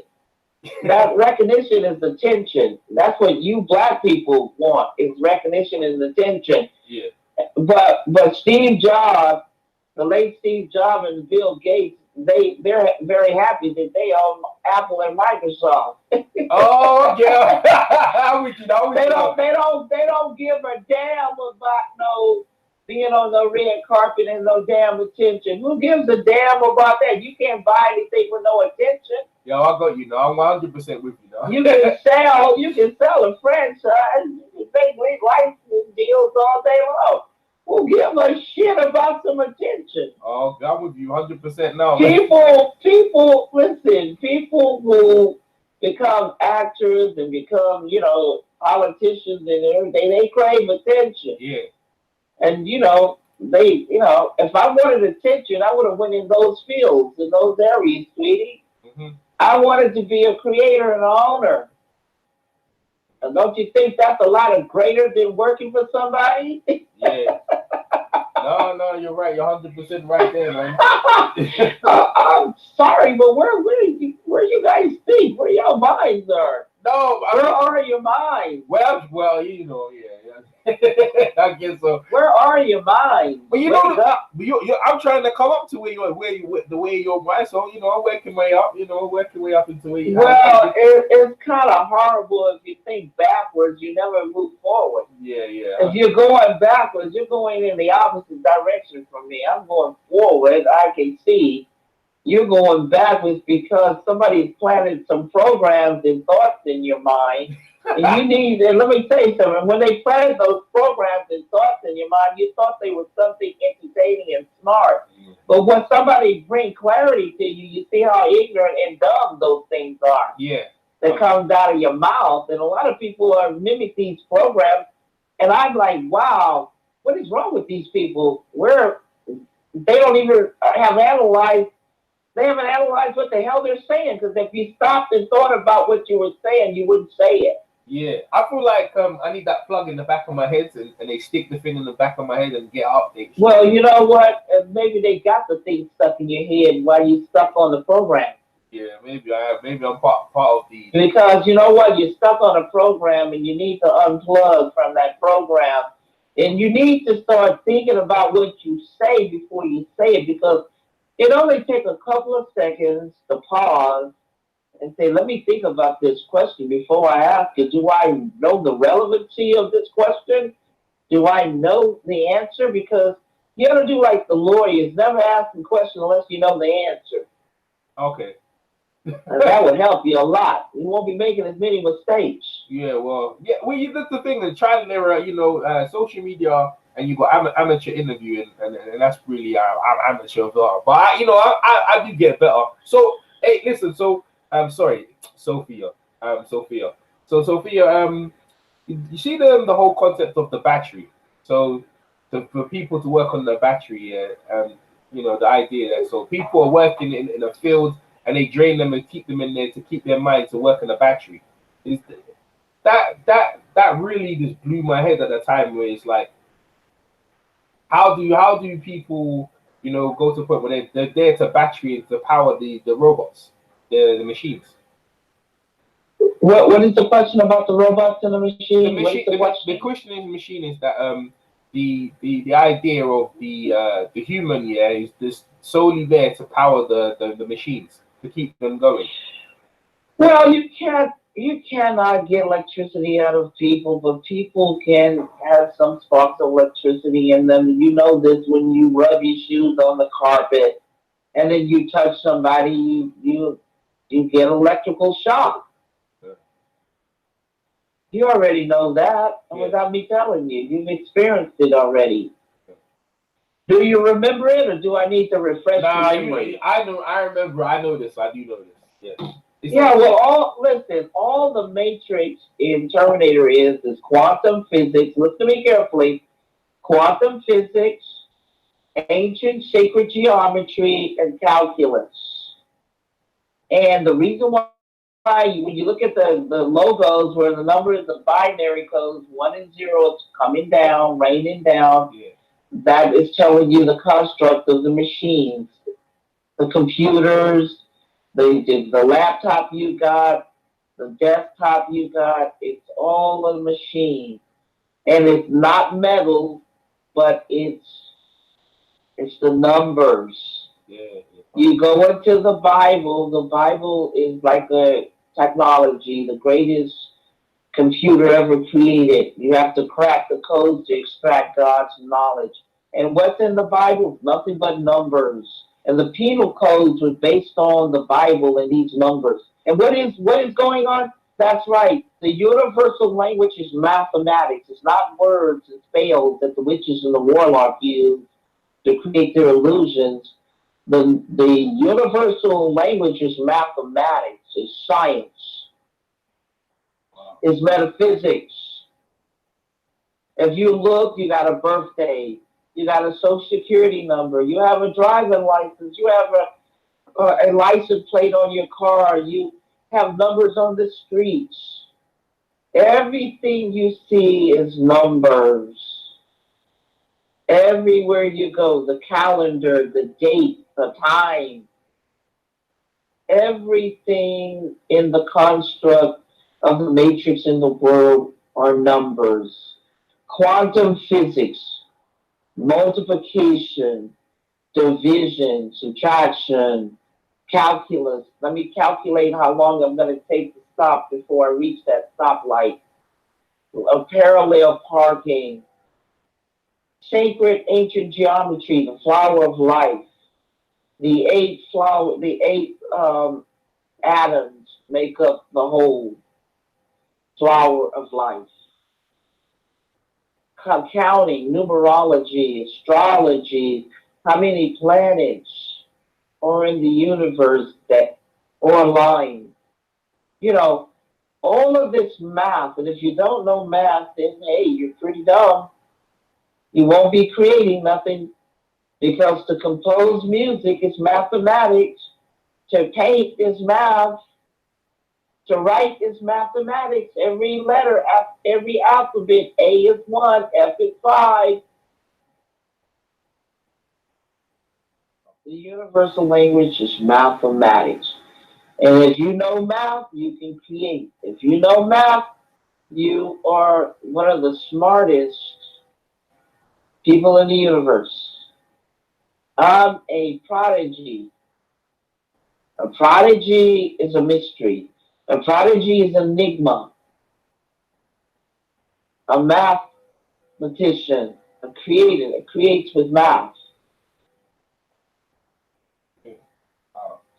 Did I answer your question? Yo, you that question is one of the most profound answers that just I'm still trying to my brain's processing that. I just processed everything now. It's just well, I think this has been one of the greatest interviews that I have, and I had many interviews, but this one is really outstanding. Give us the information where people can find you and contact you, and obviously you already mentioned that only on Amazon they can buy your books. Yes, you can find all the people in the foreign countries. Go to Amazon, Amazon.com, and get my books. 3 of them are on my book. On my website, you can get all 4 of my books. Remember the www.matrixterminator.com, matrixterminator.com. You can remember that, or truthaboutmatrix.com, or you can Google Sophia Stewart's website. You know, my website will pop up. Everybody in America, go to my website and buy the book. The foreign country people, go to Amazon.com, go to Nook Press or On Demand, Walmart On Demand, Barnes and Noble On Demand. You can get my book. And if you're in Atlanta, Georgia, go into the bookstore, Medu, M-E-D-U, Medu, M-E-D-U, Medu Bookstore, and buy my physical books. Go in there and get my books. Yeah, physical. But do you have one on audio? I haven't done audio yet, but it's coming because I want to make sure that people that are blind and people that are hearing, they can hear, they get the audio book. So I'm gonna make sure that the audio book come out very soon because some people have no time to read and they want to listen on their way to work. So yeah, I will be creating audio books coming up very, very soon. Well, this year, next year? No, as soon as possible. Okay, I'm on. Yeah, like the audio books, man. So I can feel your words coming in because you're like the powerful words behind it. Obviously the people gonna go out and buy the books, man. I'm just an amazing interview. I really look forward to interview again. Obviously after I've read the book, and I will be reading the book. We'll try to read all. Oh, that would be excellent. And I have a please. Yeah, please interview me again after you guys have read the book. I will, because then I have a more quality interview with you. But as you know, I sound like a novice, baby, like compared to listening to you. But I felt like I needed to because, like I said to you, now when I first found out about you, I was like, wow, these are them movies are like my best movies ever, and like I wanted to know more. And obviously, I did come across like a fan. But at the same time, I got 3 to 4 billion fan base around the whole world, and people call me from all over the entire world. In fact, the film commissioner from Dubai called me. Yeah. He wants some parts of Matrix 4, the Skybar scene. He wanted filmed over in Dubai in that tallest building because he was over Mission Impossible filming with Tom Cruise. Yeah. And he called me personally. I got his private number. His name is Shahid Jahani. I may be messing his name up because it's hard to pronounce your name, but it's Shahid Jahani, I think it's pronounced like that. But I think the first part is pronounced right. But anyway, I got a picture of him and his phone number and everything. And so they said they would give me some really super deals that would get filmed over there. They would be so honored. Oh, man. Because the first artificial intelligence is named after me over there, Sophia. Yeah. And she's the AI, their AI is named Sophia after me. Uh-huh. And guess what? She's a citizen. Wow. They gave her citizenship. So they honor me greatly over there. Yeah, yeah, yeah, 100%. Are you gonna put yourself in the middle like Hitchcock, like we talked before, like put yourself? Because that was really like you said with the Oracle. Because to be fair, when I didn't have to. I don't have to put myself in. I've already put myself in my work. The Oracle. Now listen very carefully. yeah, Keanu Reeves just did John Wick 3, and guess what? He has Halle Berry in there, and guess what? Her name is Sophia. And that was a great honor, him calling one of his characters Sophia. yeah, Come on, that's a great honor. Thank you, Kiana. I love that. yeah. That's 100%, man. Have you met Kyle Reeves? No, but I met Marcus Chong, and I met Lona Gay, Marvin Gaye's daughter, and I met Lawrence Fishburne, and I met what David Keith, you know. So I've met some people who was in the Matrix. Yeah, yeah, yeah. Okay, yeah. The first one for you is more or less what you know. More or and less, I met Phil Tan, you know. So I met quite a few people from the Matrix, and they showed me great honor, and they took pictures with me, and they loved meeting me. Okay. yeah, no, 100%, man. They should, show you, give you respect that you definitely deserve. All right, Sophia. Man, it's been a great interview for me, especially I learned. Well, I'm the one that changed their lives. And, oh yeah, and Jada Pickett. Oh, you Jada Pickett. Oh, you Yeah, Jada Pickett. yeah, Jada. Yeah, I met. Yeah, because Jada, you know, this guy named Joe Battles. He was working for Will and Jada, Yeah. and he told my son Paris that they wanted to talk to me, and I called there and got to talk to Jada. She said that Will was the one who wanted to talk to me. Was Will? Mm-hmm. Because Will was just upset that he didn't get to, he turned down the part for Wild Wild West. He played a white man, Jim West, and the white fans rejected him playing Jim West. Yeah. But he didn't understand what the Matrix was because the Wachowski didn't write the work and they confused him. He's got a video on it because he didn't know what the hell they were talking about because they couldn't even explain my work and it was so horrible. He turned down the script because he didn't know what the hell they were because it wasn't their work. You know how somebody's trying to explain somebody's work. Just like somebody trying to explain Picasso's work and they don't know what the hell he painted. They can't explain it. Yeah. So if you go on YouTube, we'll explain that. That they didn't know what they were talking about.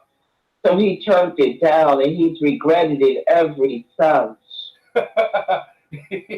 Yeah, but And I was going to tell you too, Russell Simmons and Reverend Ron, his brother, they joined me on one of my, I think it was Facebook or LinkedIn, one of them. They joined me and everything, and they said that Will was going to come and join, and he did. So they communicated with me. So it's all good. Trust me. People know that I have changed their lives, and they appreciate that. Yeah. And a lot of fans who are vibing on the truth know that I wrote The Matrix and Terminator, and the celebrities, they all know. 50 Cent, he knows. He called me, showed me great honor. Just a lot of, like all the celebrities, they know. The white ones, the different races, so they all know. Yeah. It's just the common people that don't know. The common people, it's sad, but they're the last one to know anyway of anything. So yeah, well, what can I tell you? All the politicians, Obama and them, they know. They know. Yeah, Obama knows and stuff. And wow. Like I told you, lots of politicians and celebrities and people that they know what's going on, the Masons, Illuminatis, but it's just the common people that don't know anything. They will find out though, and they will come on, all of them gradually as they find out the truth. And they need to take their time and research and find out the truth. That's what I always tell them. They don't have to believe me, and I'd rather they didn't. I'd rather them search and find out the truth, so that way nobody can ever lie to them. Yeah, You know what I'm talking about? Find out the truth on your own. yeah, 100%. Well, you mentioned the Mason and Illuminati. Most people think that's not, that's made up. Mason and Illuminati, like, The Mason and Illuminati's are real. I mean, this is like any other organization. It's good and bad commingling in every organization. yeah, The good policemen, bad policemen, good judges, bad judges, good people, bad people, good lawyers, bad lawyers. It's just simply good and bad commingling on the earth, mm, and it has nothing to do with it. The organization is innate. There's good, there's good people and bad people. That's just people need to realize that, and it's by choice. People choose to be good or they choose to do evil. yeah, And because we all have free will. We're the only ones that have free will. The animals have no free will. The insects have no free will. The elements, the fire, the water, the air, the earth, the sun, the moon, none of these things have free will. Even the angels, no free will. Everything is born in a cycle of obedience. They got to obey the cycle of life. The only ones that don't have to obey is us. And I think that's why the angels were so jealous of God's children and why a third of them failed because they called us monkeys. They were like, why, God, did you give these monkeys free will when we have the absolute wisdom and knowledge of you and we're indestructible? We can't die. We have to be sealed into the abyss when we disobey and then be let loose for a time. They got to be sealed and then let loose. But they were very angry. A third that disobeyed and left their authorities, left their position. They wanted to know why was God's children so special that they would get free will and they could say to God, "No, I don't want to do it today, God. I don't want to worship you. I don't want to do anything.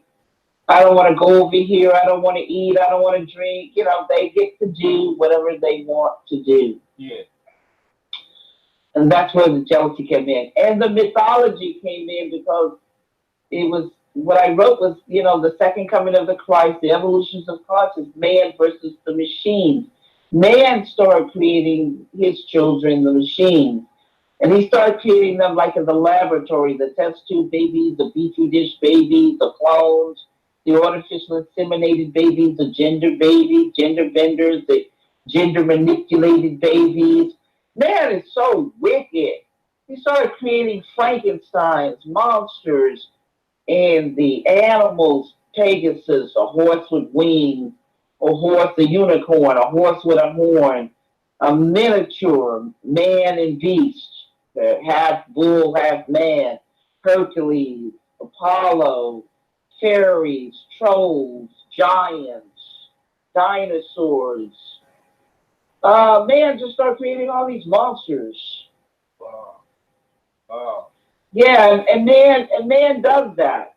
It's called bestiality, having sex with animals, and creating, test tube babies and clones, cloning horses, cloning sheep. Go to 60 Minutes on YouTube and look at the clone horses that the polo player cloned, 120, over 120 horses because he wanted to win and he's cheating. He's cheating with the clone horses. And the horses, when they are clones, you can tell the clones because they mimic each other. If one looked to the right, all of them look to the right. If one looked to the left, all of them look to the left. Because they're nothing but copies. Copies. Clones is a copy. Has no emotional content. It has no seed. It's just like the mule that man made. A mule is made by man. He took a horse that was big and weak, and he took a donkey that was little and strong, and he crossbred them, and he got the mule that's big as a horse, as strong as a donkey, but he can't replicate. He can't have a baby. He's created by man, so he has no seed. uh-huh. The seed is the soul. The soul is the seed to replicate. So talking about that, that comes into fruit. Where you see like grapes, they have no seeds, and apples. Well, that is created by man in the laboratory. It is a GMO. It's a genetically modified organism. Do you know what a genetic modified organism is? It's a living organism that's been manipulated by man, altered in its DNA, where it has no seeds and no soul and brings no joy. But anyway, it's time for me to get off of this interview. Yo. It's 6:31 a.m. in America. Yeah. Read my books, get the books, go to Amazon and go to my website, get the books. 100%. And let's do the interview. Yeah, 100%. I'm gonna read the content. This has been 3 hours. This has been such a live video. Make sure you buy Sophia Stewart's book. Yeah, Terminator. Sophia. Sorry, Sophia Stewart's book. The Third Eye. What's the other one? The Third Eye. Matrix 4, The Third Eye, Matrix 4, The Mother of the Matrix, and Matrix Trivia. Matrix Trivia. If you need to request the books, I will send your pictures over to you. But I want you to start posting them. I'm gonna send them over to you guys, and I think I have. Start posting the books so people can see what they look like. Oh, well, I actually went on Amazon. I put the link in the description box, yeah, for people to find the link straight to the books. And 3 of them are right there, and I'll send you by email. You text me over your email, and I'll send the Matrix Trivia books so they can see the books. Everybody can see the books.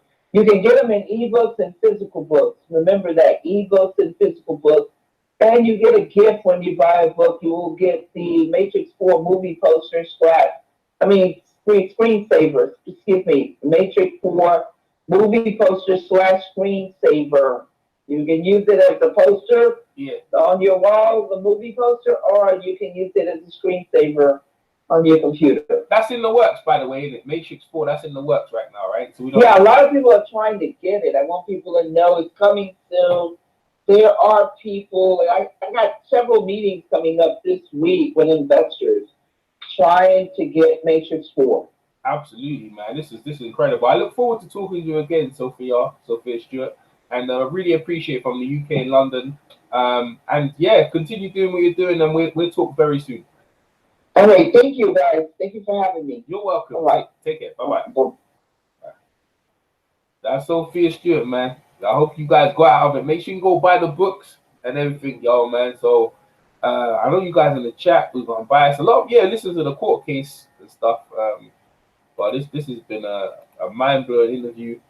And there's so much in there. She talked to Prince, Lawrence Fishburne, Muhammad Ali, endless, man. So I hope you appreciate it. And I'm EJ Boxing Live, and I'll catch you on the next one.